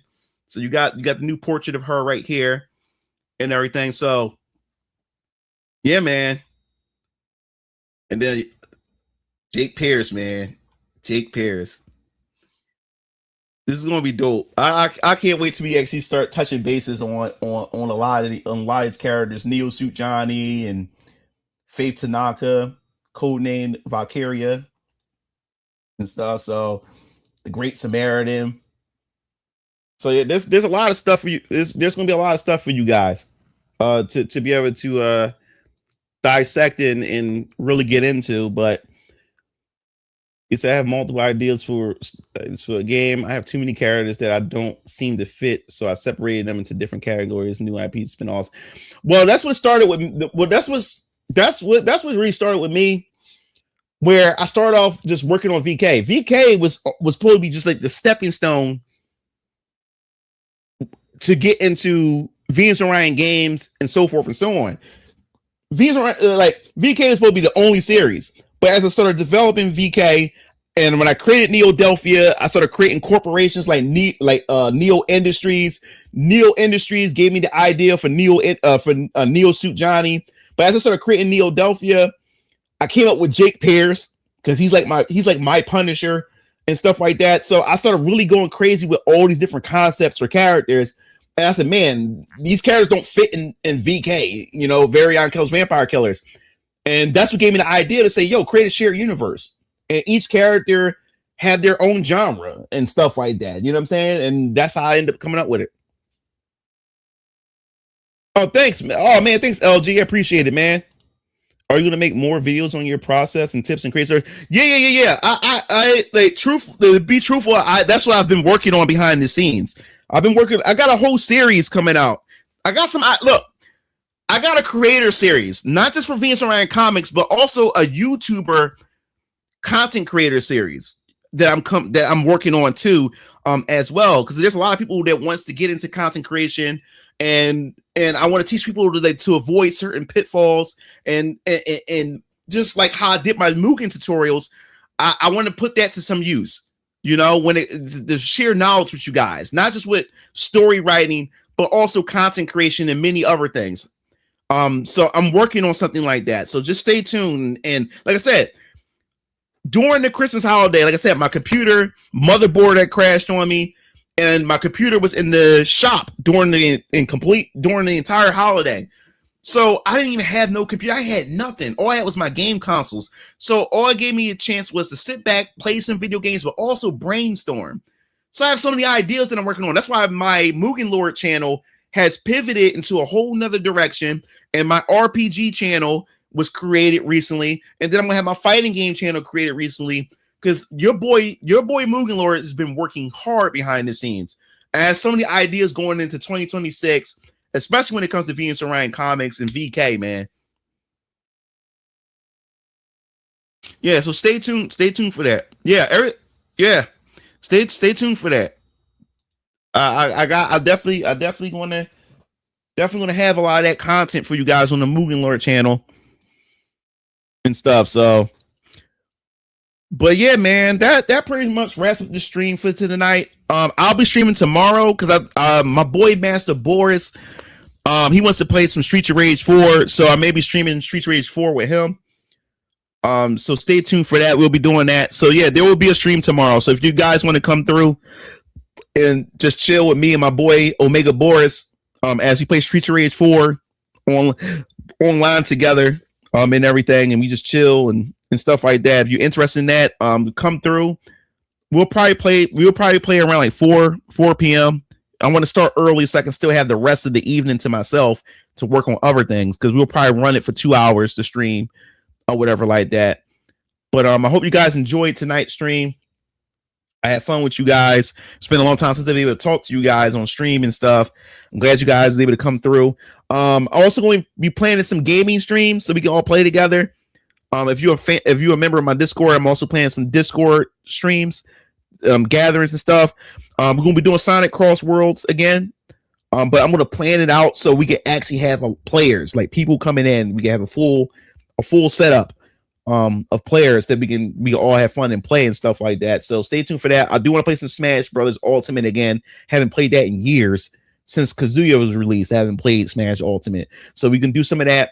I want to play some Capcom Fighting Collection. I want to play some X-Men versus Street Fighter. I want to play Marvel vs. Capcom 1 and 2. I also want to play some Power Stone 1 and 2 and stuff like that. So I do want to get into that. I'm looking forward to Grand Blue Fantasy Relink Endless Ragnarok expansion pack, because I would love to play that since it's crossplay now. I definitely would love to play that this summer with you guys. I think that's going to be totally fun to play and stuff like that. Before you go, I saw the He-Man trailer. I didn't end up falling asleep because of how garbage the movie would be. Oh no, it could be interesting. It didn't look that bad. All right, so yeah, guys, man, you guys have a good night, and I'll be seeing you Game Fiends later. Peace out.